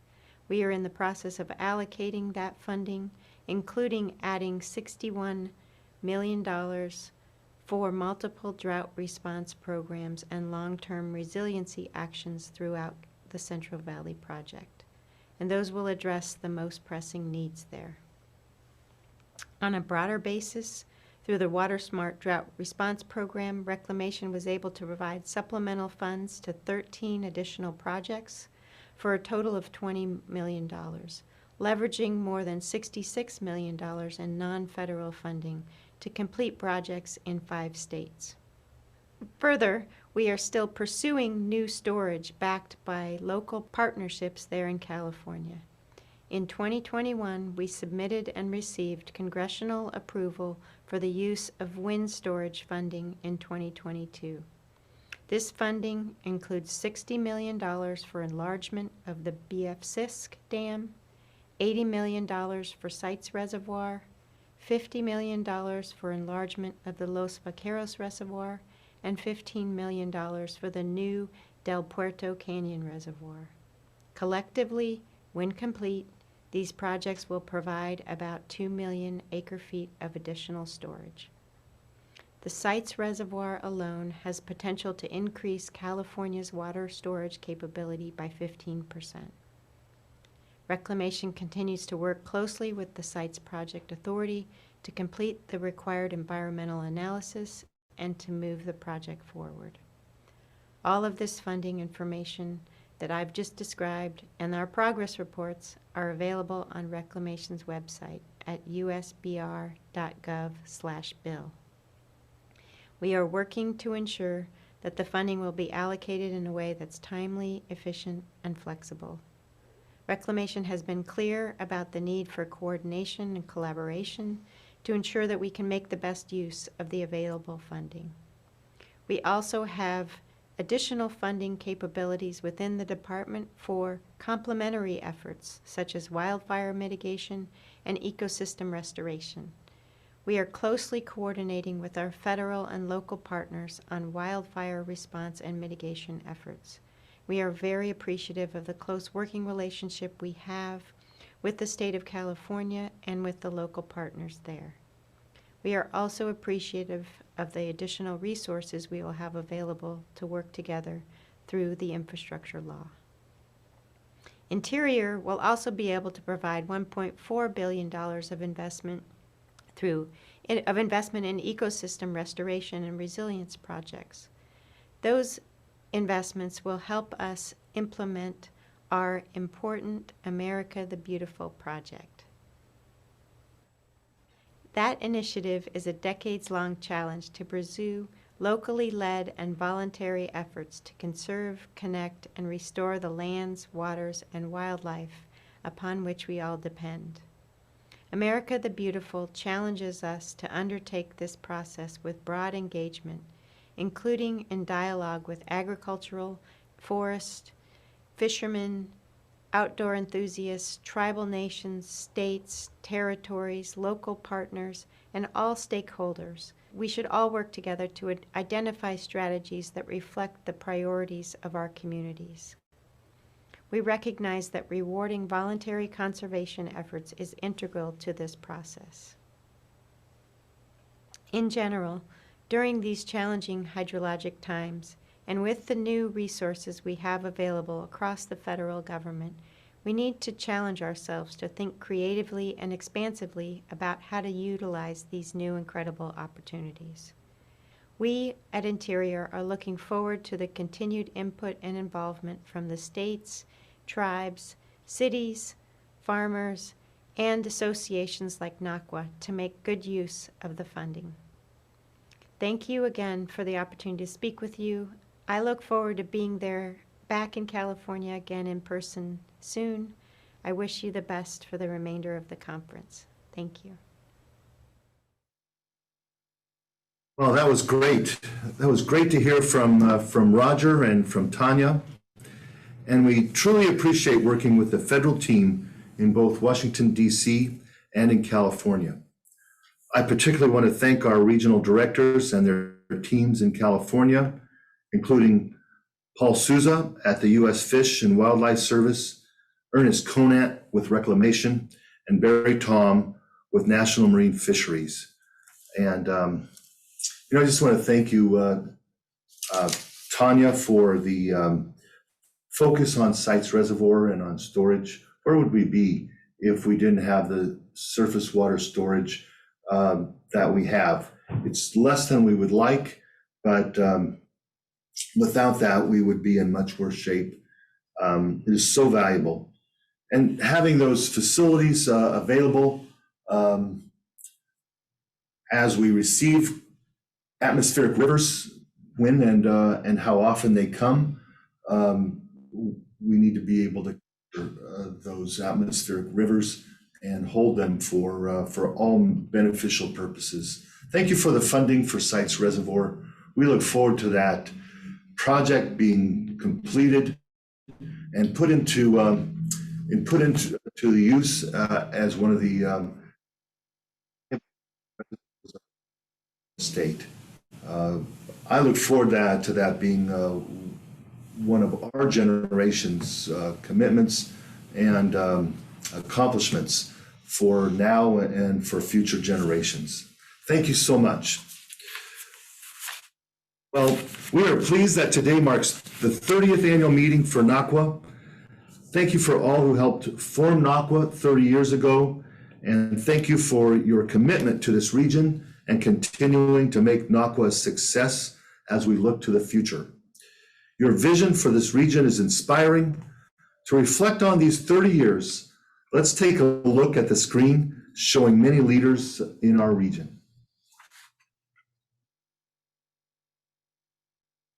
I'm extremely proud of the fact that NCWA is celebrating 30 years of being a representative of the Valley for our water and our water rights. It took the foresight of a number of people to recognize the need for this type of organization, and through the leadership of Tib Belza and others, NCWA was formed. People attended meetings, support was right there, everybody wanted to be involved in it, attorneys wanted to weigh in, people wanted our opinion, environmentalists wanted to see what they could do to help. It was really remarkable and truly unique among nonprofit organizations, especially in agriculture. The most amazing thing about NCWA is that we also recognized perhaps we could state things a little differently, and as they're saying today, change the language of water and change the language in dealing with our issues in the North State. I think that has been a great evolution in that we were out there in the forefront. What can we do for the environment? We can't just fight it, we need to contribute towards it. Very proud. It's been a great group to work with, and that's been the best part, it's the people. And it's such good people with good intentions and good motives to do the right thing, and then to watch this organization become a leader in the state of California for water and actually do proactive things and good things for the environment, for the people, for the rest of the state also. It's been very gratifying. Without it, we would not have our water rights, I believe, intact in this valley without that leadership and day-to-day dedication. These folks are on the phone every day protecting our water rights, both staff, the management staff, and volunteers and the board level. NCWA helped us broaden the wisdom, the knowledge, and the interest in the water issue, and expanded it throughout California, and particularly has been able to articulate what is the role of the North in water in California, and how does that affect Los Angeles, and San Diego, and Santa Clara. We're now players, and NCWA has contributed greatly to that. Whenever we have a crisis or even an issue that's coming up, NCWA is seemingly proactive, seemingly on top of it, and they know what they're going to do. And that's invaluable to this industry and to this state. One thing about agriculture, you're always faced with a challenge, water being one of the premier ones. So NCWA is so important in unifying our voices and focusing our voices and helping us to deal with those challenges. This is what will be so important for the next generation to come. This will be what my children and my grandchildren will see and work and have an experience with NCWA as this great collaborative organization that is making the Sacramento Valley the best place possible. I'm Senator Jim Nielsen, and I'm proud, along with my colleagues, to present this resolution of the state legislature to NCWA. I was privileged to be around here 30 years ago when this organization was founded to give a voice from the Northern Californians about water, the critical issue. We, the area where most of the water comes from, needed that voice. And NCWA has done a magnificent job for 30 years, articulating the position of the North, the need of the North, and the power of the North. I'm Assemblyman Frank Bigelow, and it's been a pleasure the last 10 years representing Californians all over the state of California, in particular the northern parts. As the Senator just said, we both come from a history of serving. And I served with the California State Association of Supervisors as a county supervisor in Madera, where I first began my journey working with water issues, in particular with the Northern California water issues, because that's where our water comes from. And too often it's taken for granted and misused. And both of us have teamed together over our time here in the legislature to make sure that water is effectively used in an efficient, effective way for all things and all people. And we're pleased to recognize the organization for standing up like they have been doing for all these decades. And we want to thank each and every one of the members and the people who have supported it and worked for this organization. Thank you very much for working for us, the people of California, from the northern part of the state. Congratulations, NCWA, Northern California Water Association, for 30 years of doing work that has made such a tremendous positive difference. But of course, you have great resources, literally and figuratively, to work with. When we think about the Sacramento River Valley, when we think about that valley, we think about the natural resources and the human resources. The legacy of farming, the legacy of land stewardship, the legacy of partnering with different stakeholders to make a difference, especially when I look at what you've done around water, the Pacific Flyway and the species work, and now what you're doing for the fish. But most of all, I want to thank you, NCWA, for your leadership. Your staff and your board of directors have always been blessed with people who care and are willing to roll up their sleeves, collaborate, and find ways to solutions. Honestly, you set the model for what all of us aspire to. So 30 years is a great, great benchmark. Keep up the good work, and I enjoy so much working with you. Have a fun party for your 30th. NCWA, Jim Nielsen wants to thank you for our 30-year partnership and your years of leadership, and the fact that you will continue to lead in California for Californians and Northern Californians on the issue of water. Thank you. Well, it's my great pleasure to congratulate the Northern California Water Association on 30 years of tremendous success, and thank you for protecting my water rights day in and day out. NCWA, congratulations on 30 years of great work. Congratulations, NCWA, on 30 years of tremendous work. I'm looking forward to the next 30.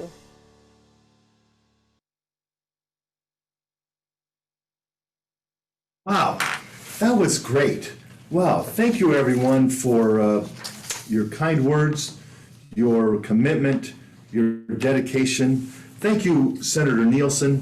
Thank you, Assemblymember Bigelow.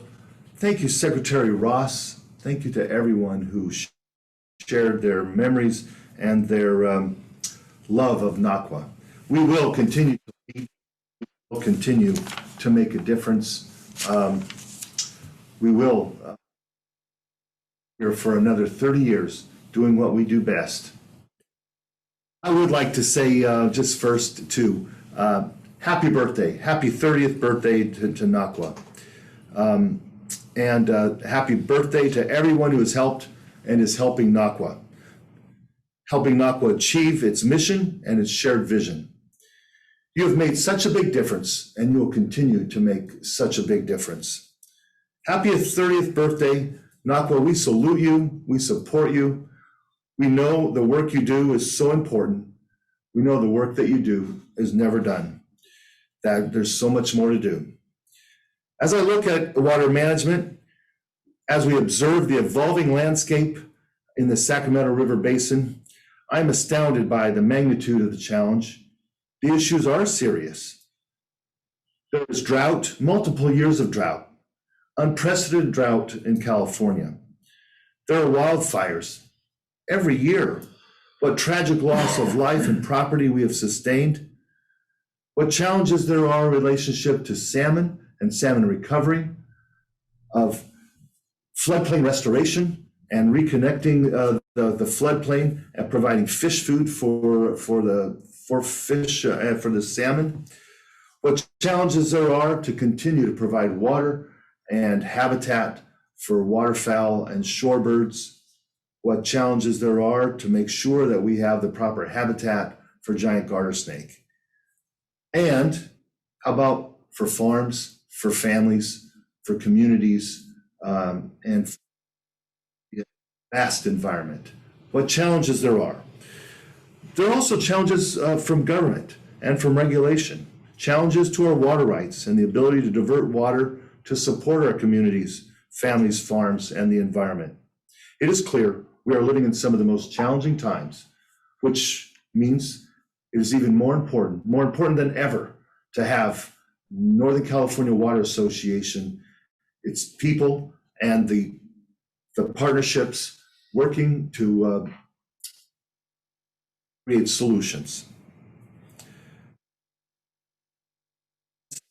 As serious as the challenges may seem, I'm equally impressed by the water leaders of this region who engage challenges head-on, directly, in creative, collaborative, proactive, and careful manner. During these times of significant challenge, NCWA's members are fully invested, working to change the dynamic of the water conversation, not just with talk, but addressing issues with leadership, strategic planning, investment of time and treasure. We have, and helping develop new ideas and strategies. Most importantly, we do this together. As we know, the most important thing in the world of water are the relationships built on trust over time. At a time like this, 30 years ago, that NCWA was formed, the water resources of the valley were being tested, and there was not a cooperative or collaborative association of water districts, landowners, groundwater users, and local governments to protect water resources and promote the beneficial multiple uses of water in this region. I'm so thankful that women and men joined together 30 years ago, recognizing that without NCWA, we may have chosen to challenge each other and the interests of our neighbors, while at the same time, our water interests of the valley could have been sent down the river. NCWA has been and will be our advocate protecting our rural communities' lifeblood, the water of Northern California. This is and continues to be NCWA's mission to advance the value and values of Northern California. Today, I want to thank you. I want to thank you for your support of NCWA for 30 years and ask for your continued support, both in the time you dedicate and the funds you contribute to fulfill our mission. It is my privilege to know you and the level of your commitment and your amazing talent. It is my privilege to know all of what you're doing. It is my privilege to call you my friends and you're my neighbors. It is these relationships and our shared commitment that gives me hope for the future and makes me so proud of NCWA.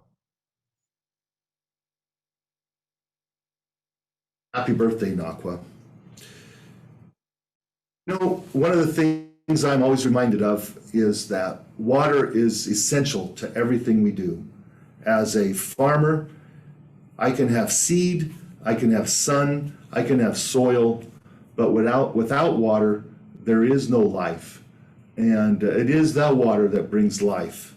It is my family's experience coming from the Dust Bowl in the 30s, that without predictable water, there was no future, there was no opportunity. And coming to California, where there was predictable water, where there was irrigation, it brought life, and life abundantly.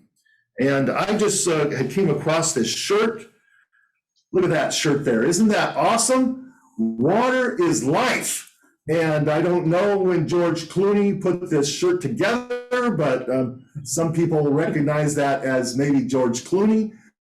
I don't think it is, but you know, if you would like a shirt like this, you know, and I am wearing one right now, I won't show it to you, but if you would like a shirt like this, I believe the first 3 callers to the NCWA office to 916-442-8333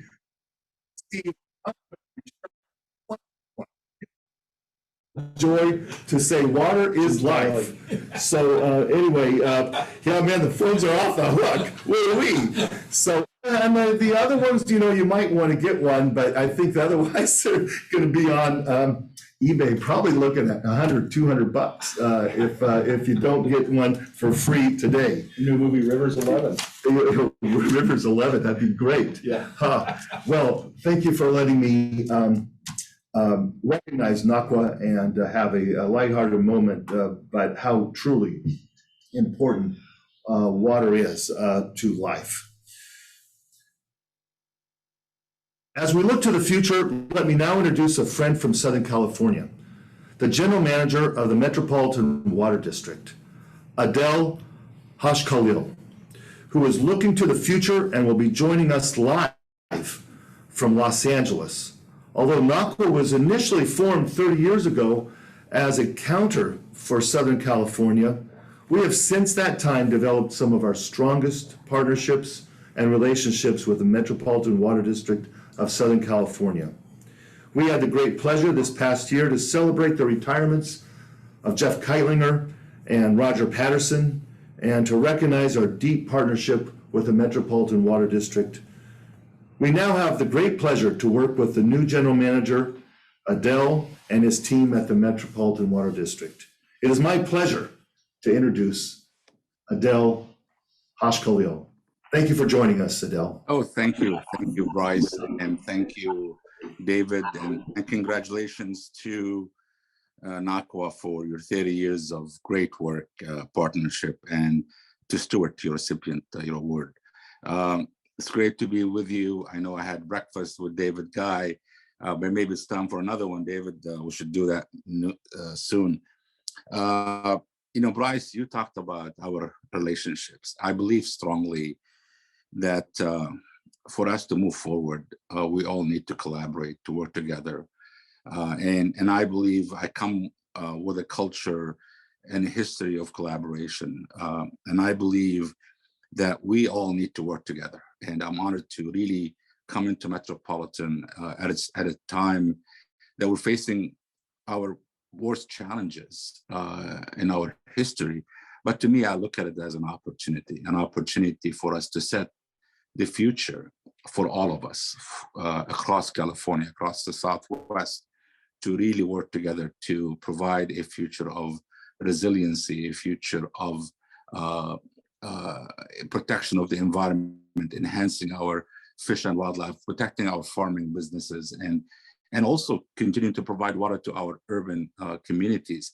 But we can do that in a balanced approach, an approach that's holistic, that no one is left behind. I believe in making the tent bigger, and I know that's what you believe in, NCWA and Bryce and David and everyone that works with you. We want to make the tent bigger. Everybody should be inside the tent. We all need to collaborate. But as we all know, we can move as fast as the speed of trust. And it's all about trust. And we need to work together. And I've been honored to come in at this moment and really lead the way to our future. You know, Metropolitan, you know, it's your neighbor down south with the largest wholesale water provider, 19 million people, 5,200 square miles, 26 member agencies, a 1 trillion regional economy we support. You know, for a long time, Metropolitan, you know, was formed to import water. You know, what made Southern California great is the 3 aqueducts, right? The LA Aqueduct, the Colorado Aqueduct, and then the California Aqueduct. And you've probably heard me talk right now about the 4th aqueduct. And the 4th aqueduct is not a pipeline. The 4th aqueduct is a virtual aqueduct of many things coming together.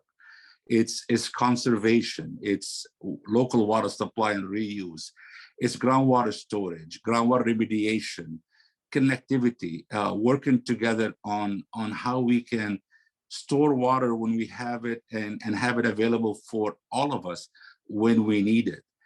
You know, this is a great reminder that I use, that the three anchors for my vision is integration, innovation, and inclusion. Those are the three I's I use all my career and in any problem you deal with.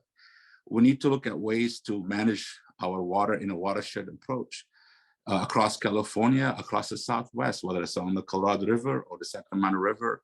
Or what we need to do is we need to do it holistically. It can be done on the backs of anyone. We need to innovate. We need to find new ideas. You know, I'm proud of the work we're doing down in Southern California on conservation, on recycling, and we're doing the work on leaky pipes and how we can reduce loss of water, looking at non-functional turf, looking at new ways to move the needle on recycling and reusing the water. And those are the three anchors of my One Water vision. My One Water vision is we need to come together through one water. And people ask, what's one water? What's really one water? It's all about watershed. It's about people coming together, looking for healthy waterways, reliable, resilient water utilities, thriving cities, competitive businesses and industries, sustainable agricultural systems and environment, social economic inclusion. It's all coming together to really look at how we manage our future water. It's not just to bring water for water use. We should not waste water. We should find a way to adapt this new normal. We're facing this drought of the last 1,200 years.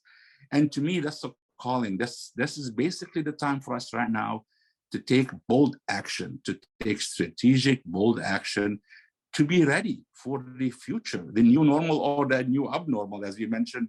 You know, Bryce, you said the new normal. I call the new abnormal, but we need to adapt to it. We need to be ready. We can't just pray for rain. You know, we can't say, oh, let's hope for rain. You know, I'm hoping for a wet March and a more snowpack, but it's not our goal. Our goal is to plan for the future. And that comes in through local water supply, storage, addressing how we move water across our system. You know, I'm working hard in getting the funding for moving forward on the advanced water recycling plant down in Carson, taking sewage and treating it to a drinking water level and pumping it up in our groundwater basins and all the way to our Laverne treatment plant to be available when we have the new regulation from the state on direct potable. If not, we can recharge our basins. That's 150 million gallons a day, enough for 500,000 households. And that's going to be making available water for us. So what I believe in is, instead of fighting over the small pie of water is shrinking and shrinking, I believe we should make the pie bigger. I believe we should make the pie bigger to make it available for everyone, the environment, the ag, the urban users, all of us together when we need it, to support the fish, to support our industry, to support our farming, to support our urban users, and not worry about 3 years of drought. We should be able to be resilient in that way. You know, we in the Colorado River, and if you've probably heard, we are working together on how to adapt to this shrinking, over-allocated water supply in the Colorado. And we just signed an agreement with Southern Nevada and Arizona to do a 500 plus plan, working with the Bureau of Reclamation with Tanya. I appreciate her support. What we're able to do is quickly come together and commit all of us to put in money, $100 million from the 3 states and $100 million from Bureau of Reclamation to invest in conservation, to put water back at Lake Mead, to store and add 16 feet of water in Lake Mead. There's more that needs to be done. Our brothers and sisters in IID need to be taken care of to ensure that the salton sea problem is resolved and they're protected so they can conserve more water, so they can put more water in Lake Mead. We're looking for bold action.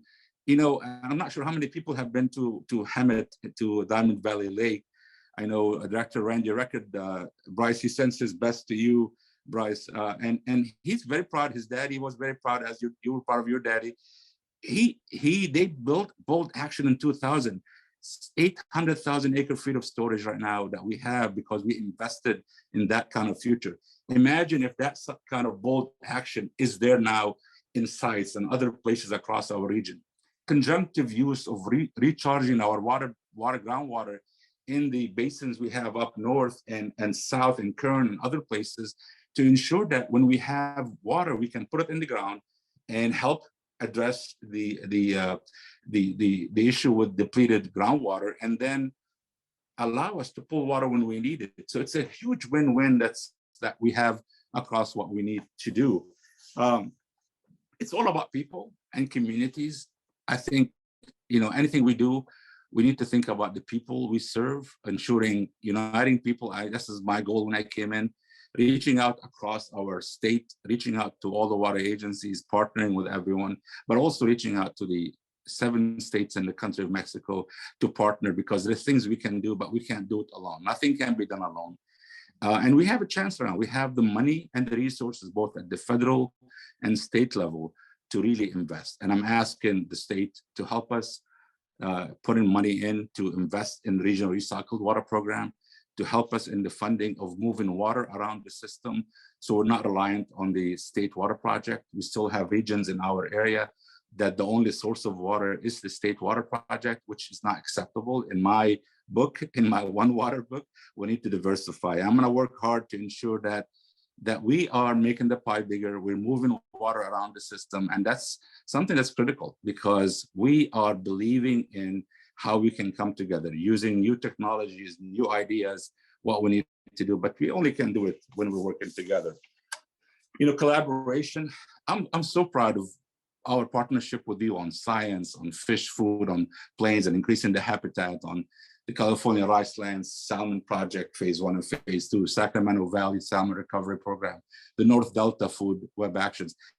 We've been working together, and I'm very proud of my staff and the staff we have working with us on this issue. I'm partnering with you, and I believe that the future that we have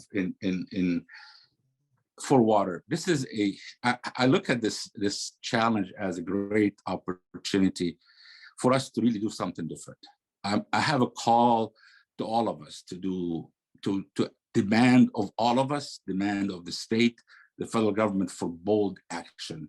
I think we need something that be transformative. We need something that when we look back in 5 years, 6 years, 10 years, you look back and say, okay, we did the right thing to adapt this climate change. It's unacceptable for us to not change how we manage water. And the only way we can manage water is through taking care of every drop of water. You said it, Bryce, no wasted water. That's the commitment we have. When California, Southern California, I'm very proud of what we've done. The water we're using today is basically the same water we used back in 1980. And even before that, we are in our projections for imported water in metropolitan, we were projecting 20 years ago that we're going to be importing 3.2 million acre feet of water. Right now, we're importing 1.5 or 1.55. It's half. And we need to do more of how we manage that water and reuse it and recycle it. And, it's going to be a great, and I will say our transformation is to be different than, we're not importers of water anymore. We're stewards of water. We're going to be providing water, generating more new water when we need it, putting water in partnership on storage, both underground and above ground. We're going to be working with you. We're going to partner on protecting the environment, enhancing and supporting the habitat for the fish and the return of the fish, whatever we need to do to make it better for everyone, because I believe we can work together and we can collaborate together and we can really solve the future together. And I'll tell you, there's a poet, his name is escaping me, is saying that let's reach beyond our grasp. Let's reach beyond our grasp. Let's go and reach beyond. Let's not just accept status quo. Let's just push ourselves. And I want you to push me, as I want to push everyone to move forward, because our people, my 19 million people, are counting on us to provide them water when they need it you are counting and working for your constituents, the farmers, and we're all working for the environment. We need to work together. And I'll tell you, this is a great opportunity and time for us to really come together to transform the future. I'm tired, exhausted, but I'm gonna work as hard. My team will work as hard to partner with everyone to move us forward, to create a resilient, safe, reliable water for everyone and every business and every environmental need we have. So thank you very much. Thank you so much, Adele. Man, what an inspirational presentation. And just say that Metropolitan puts its money where its mouth is. You have goals and you have objectives and you fund them and you do them. And thank you for investing in your watershed. Thank you for investing in our watersheds. And thank you for your support of Sites Reservoir. Thank you for your support of the Butte Creek Salmon Recovery. Thank you for all the things that you've been doing to support new water and throughout California. David, we've had a few questions come in for Adele. Adele, would you take a couple of questions? I'm here. Thank you so much, Adele. Yes. Yeah, thank you, Adele, and great to see you on screen, and just really appreciate you joining this wonderful group. You've touched on this already, but boy, I'd love to hear a little bit more detail. Your thoughts. Climate change is obviously challenging you and everybody else in the water world, and I guess love to hear kind of maybe your top list of investments that you think that we can make as a One California to avoid that in the future. Yeah, I just saw somebody in chat talking about stormwater management. I believe stormwater management is critical. As you know, LA County have invested. We have Measure W. It's a property tax measure that's building projects. And actually led some of their efforts building stormwater capture systems, wetlands for recharge. I believe strongly that stormwater management is critical. We're talking to our partners in LA County Public Works. As you know, Orange County has done an amazing job in recharging from the stormwater and how they're holding it in the Santa Ana River for recharge. There's a lot of story to be told about that, but with more to be told. But in our priorities right now is I'm pushing, first of all, is addressing the areas in my system that are dependent on the State Water Project. I'm concerned from resiliency. So I'm building emergency projects to move water from the east part of my region to the west part of my region. We're going to be working hard to diversify the portfolio, and that's critical for me. The second one I'm working hard for is accelerating the construction and of the regional recycled water project that hopefully soon will be a different name. Hopefully, we're trying to work the name out. But we are working, as you know, we worked hard with the state. We have an ask for funding to jumpstart this project. It's a $3.5 billion project. And I'll tell you, this project is not just for Southern California. This is a California project. This is a Southwest project. That's why Nevada and Arizona is partnering with us on it to really allow us to save water consumption so we can put water in reservoirs up north in Northern California and also in the Lake Mead. We believe strongly that we need to change also policies. And, we're working hard on some new regulations. Hopefully it could be state regulation, but, not watering non-functional turf. If no animal is walking on it and nobody is using it, we should not water it. We should not have it. The other one that I really believe in is helping underserved communities. And I believe that we need to work as large agencies to help take care of smaller water agencies. For example, if our water quality in the basins that we have, let's say in South LA or in Southeast LA, they're dependent on groundwater. But if their groundwater basins fail because of water quality, then they have to get water from me and imported water. So I have an interest in making sure that they continue to have safe and functioning groundwater basins. I want to recharge it for them and help them that way. So there is a relationship of taking care of everyone. And then the next thing is finding new ways that we can conserve. And the one area that we're working on is that I'm excited about doing a pilot is leaky pipes, pipes that go from the property into the home that are leaking water. It's leaking money, but we want to partner and figure out how we can bring jobs to line these leaking pipes through a grant program, and have reduced the consumption of water. There's a lot of excitement around it from EPA and others in water smart systems. And we're working really hard on finding those ideas. We increased rebate for our turf removal. We believe strongly that we should double down on it, and that's something our board is taking action next week to add more money, increasing the rebate from $2 a square foot to $3 a square foot. We're doing a huge campaign on that effort. And I'm working on a One Water implementation plan. We just finished the gap analysis and the integrated resource plan. And we're going to develop a plan to ensure that we provide resilient water for everyone, and it's going to be a balanced approach. Wow, Adele, you covered it all right there. What a great list of projects or of priorities.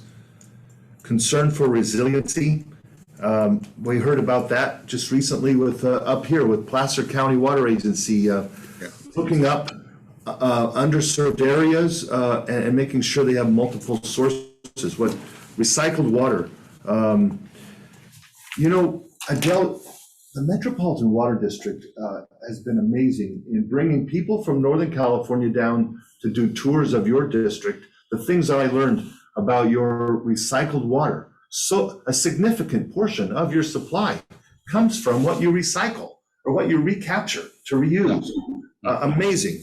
And that you can do more of that. That's just awesome. What an investment you are looking for. But also you bring your team up to Northern California. You brought thousands of people up from your leadership in the Metropolitan to come up and meet with us. And I love your term,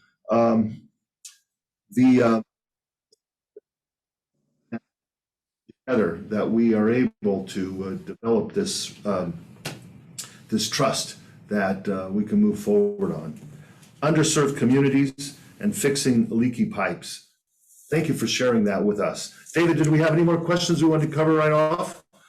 We did. Obviously, Adele, your team, our team has invested a lot of energy over the last some years on voluntary agreements. Yeah. Obviously, I think it's a new path forward and a better way of doing business in California than we have for the last 50 years. Love to hear your thoughts on how we can really start to move that forward together. Yeah, I mean, to me, I don't believe in resolving things in courts. I don't think we should be fighting over things legally. As you know, I'm working as trying to resolve the issues with San Diego, trying to bring us back all to work together in the same tent because we all have the same goal. Voluntary agreements, the same thing. I believe there is an opportunity for us to really figure out how we can integrate habitat flow management of different stresses and come together in a way that can protect the water quality, but in a collaborative way, right? It's not like top down, it's bottom up, right? We're all part of the discussion. And I'm excited that the governor's office feels that way. And I'm really, excited about it. And I think to me is the governor's office has to bring some money to the table to make it work. And also what we need to do is ensure there is consistency between the VAs and all the buy-ups and the other things that are being done on the incidental take and permit and all that, how we manage that. I mean, there is an interest to make sure that this relationship with the VA is not just signing the VAs and moving forward, it's continuing to work together. I think it's all about the watershed and collaboration and working together. So to me, it's how we voluntarily can work. Also, I believe that the VAs is a start, but what we need is a long-term investment into how we store water for the environment. So we're not stressed out over it.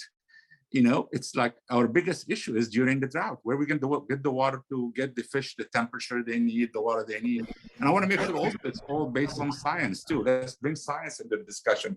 But let's not do it in courts. Let's do it in a voluntary, collaborative way. So I'm excited that there is a need, there is an opportunity, and everybody should be in it. I mean, I don't think anybody should be left. The Sacramento River, the San Joaquin River, all of it has to be part of that VA. I believe in, we can't just be separated because we're all part of the same solution. But I'm excited that there is an interest and leadership in the governor's office and the governor in putting money to move that forward. I think, SITE's project, to me, if we can do it right, it's going to be the climate resiliency storage that we need, big, bold action that we need. So I'm excited about it. And I think we've had some good interest, and hopefully soon we can move back again and get that done so we can get to the business of the work we need to do. Great, Adele, thank you so much. And we do want to continue to work with you on the voluntary agreement. Hey, I had a question that was just, probably one that I shouldn't ask, Adele.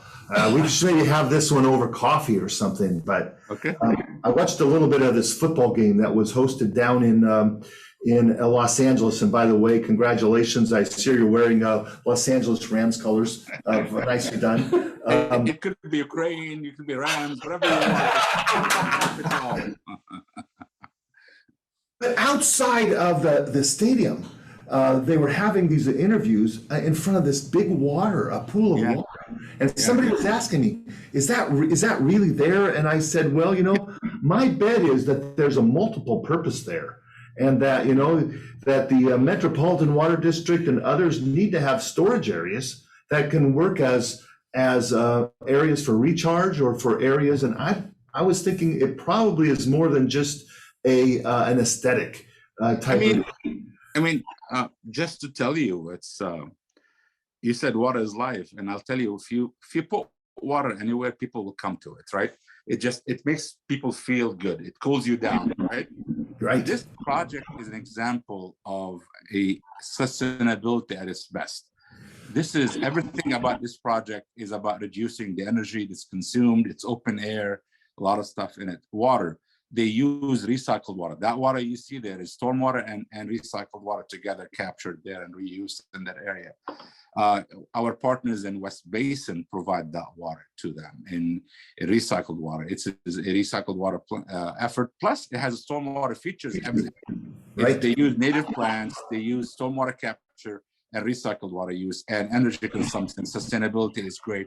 It's a great project, and I'd love to have, maybe if we do a conference, whatever water conference we do in the future, we'll do it there to really walk through it. And I'll tell you, this is a story about resiliency and sustainability. And I'm very proud of the work that the folks that did that at the Rams, because they did not spare a penny. They went all out on doing the right thing for the stadium and the community and for our resiliency and sustainability. My stadium needs to do that. I imagine they can't. Could they're kind of exactly. Thank you for that explanation. And my thought was there is a real clear explanation. So thank you. Thank you so much, Adele, for coming today and meeting with us. We look forward to more times. And I look forward to seeing you in person, coming up to Northern California and having real coffee with you. Thank you so much. You as well. And greetings to your chair. Gloria, and thank you for the greeting from Randy. Please take our greeting back with Randy as well. I will. Take care. You have a great day. Thank you very much. It's really fun. Thank you so much, General Manager Adele.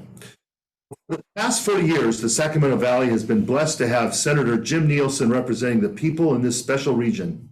As most of you know, Senator Nielsen is retiring from the legislature after an amazing tenure, a tenure representing our great region. We will be presenting a resolution from the Northern California Water Association Board of Directors to Senator Nielsen when we see him in person. Let's pay tribute to Senator Nielsen today. Let's watch this video. Let's watch it together. I began to serve in 1979, and I served 12 years. Then I was gone 18 years, raising kids and cattle. And then the farthest I'll ever get from the farm, I was head of the Board of Prison Terms of California. Then I came back, and now I've served about 12 more years, and it's been a good run. I never thought it would happen. Senator Nielsen is the most tireless advocate for farmers and ranchers that there is in the legislature. Became a tremendous leader in politics, and water was something that Jim embraced very early in his career. Made a huge difference in the protection of our water rights in Northern California. Making a difference. Not in my life, but in the lives of thousands of others, and that's the blessing of being an elected representative. If you do your job, you can affect a lot of people's lives.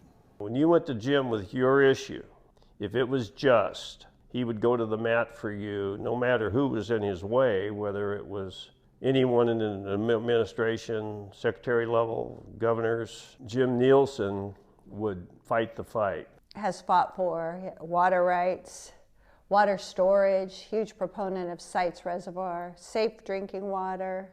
Some people take on water issues and they talk the talk, but they can't walk the walk. And Jim knew all aspects of water and still does, and has protected that great resource for Northern California since the day he stepped into the state capitol. He really learned that, especially being from the North State, where we have a smaller population than Southern California. Building alliances with others has been important for him to help deliver the legislation that he finds really needs to be enacted, for the good of the state. And so Jim is the dean of the Senate and a dean of the legislature. Taught a lot of people how to make that place work. And him leaving is going to leave a big void in that happening in the future, I believe. That's why he wakes up charged every morning to go fight for these people, because he has such strong ties to them. Well, it's obviously a passion with me. It is part of my life. I mean, I wake up on the Sacramento River banks looking at the sun coming up, sun going down on that beautiful river. Watch it flow by. But knowing all what goes on upstream and downstream of that water that's going across in front of my house, that's rewarding. I see millions of human beings whose lives depend on that water flowing down that river, and that is really a gratification. A guy like Jim shows up once in many decades, and the old saying, we're not making any more Jim Nielsens. That's probably my biggest disappointment. Who's going to be the next Jim Nielsen? We're going to miss him there so much. All the good work he does on behalf of all of us. It'll be a new chapter.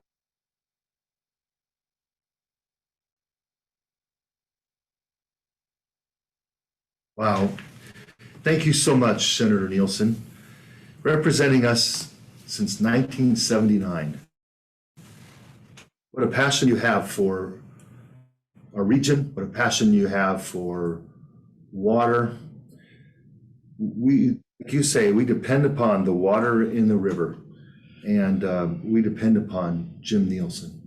Thank you so much. You've been such a great friend, such a great proponent, such a great advocate, such a great friend and neighbor. Thank you, Jim Nielsen. God bless you. Well, come to the time here when I want to thank you all for joining us today to explore the evolving landscape of the Sacramento Valley. We look forward to seeing you 1 week from now. Because we're here virtually, we've split our annual meeting into two pieces. Here today, and then a week from today, we will have the second half. And we will have an in-depth discussion, again, on the evolving landscape of the Sacramento River Basin and the Memorandum of Understanding in partnership with Caltrout, Ducks Unlimited, the California Rice Commission. We'll hear from additional friends and neighbors about what's important, what we're doing, and what we can do. And we've had 3 hours here, and we've all pretty much managed our own water. if there was a question whether or not I could manage my water for 3 hours, and it looks like maybe I'll make it through. Well, we have a challenging year ahead to manage our limited water supplies, and we appreciate all your efforts in bringing this region to life. We look forward to the future in the Sacramento Valley and all the excitement and promise we see with respect to new and exciting conversations around the water resource. I am very confident that if the leadership in this room, on this screen, in this valley, comes together and we continue to manage our valuable surface and groundwater for multiple benefits, our next generations will have a vibrant and exciting future in this Sacramento Valley. We look forward to seeing you 1 week from today. Please join us again. And so if you didn't get one of these shirts, next week there'll be an opportunity to get more. Be hot on the dial. Thank you, everyone. Enjoy your Friday. Enjoy your weekend. May God make it rain and open up the heavens to restore the rivers and the reservoirs. Thank you very much. Thank you.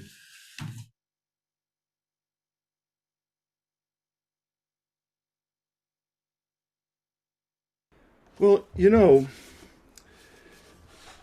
sometimes I think that, you know, I like farming and I like working with water, but sometimes I think I should change a new career. I really should go into music and play and sing professionally. And people tell me that all the time. But, you know, I just don't think I just don't think I'm cut out for fame.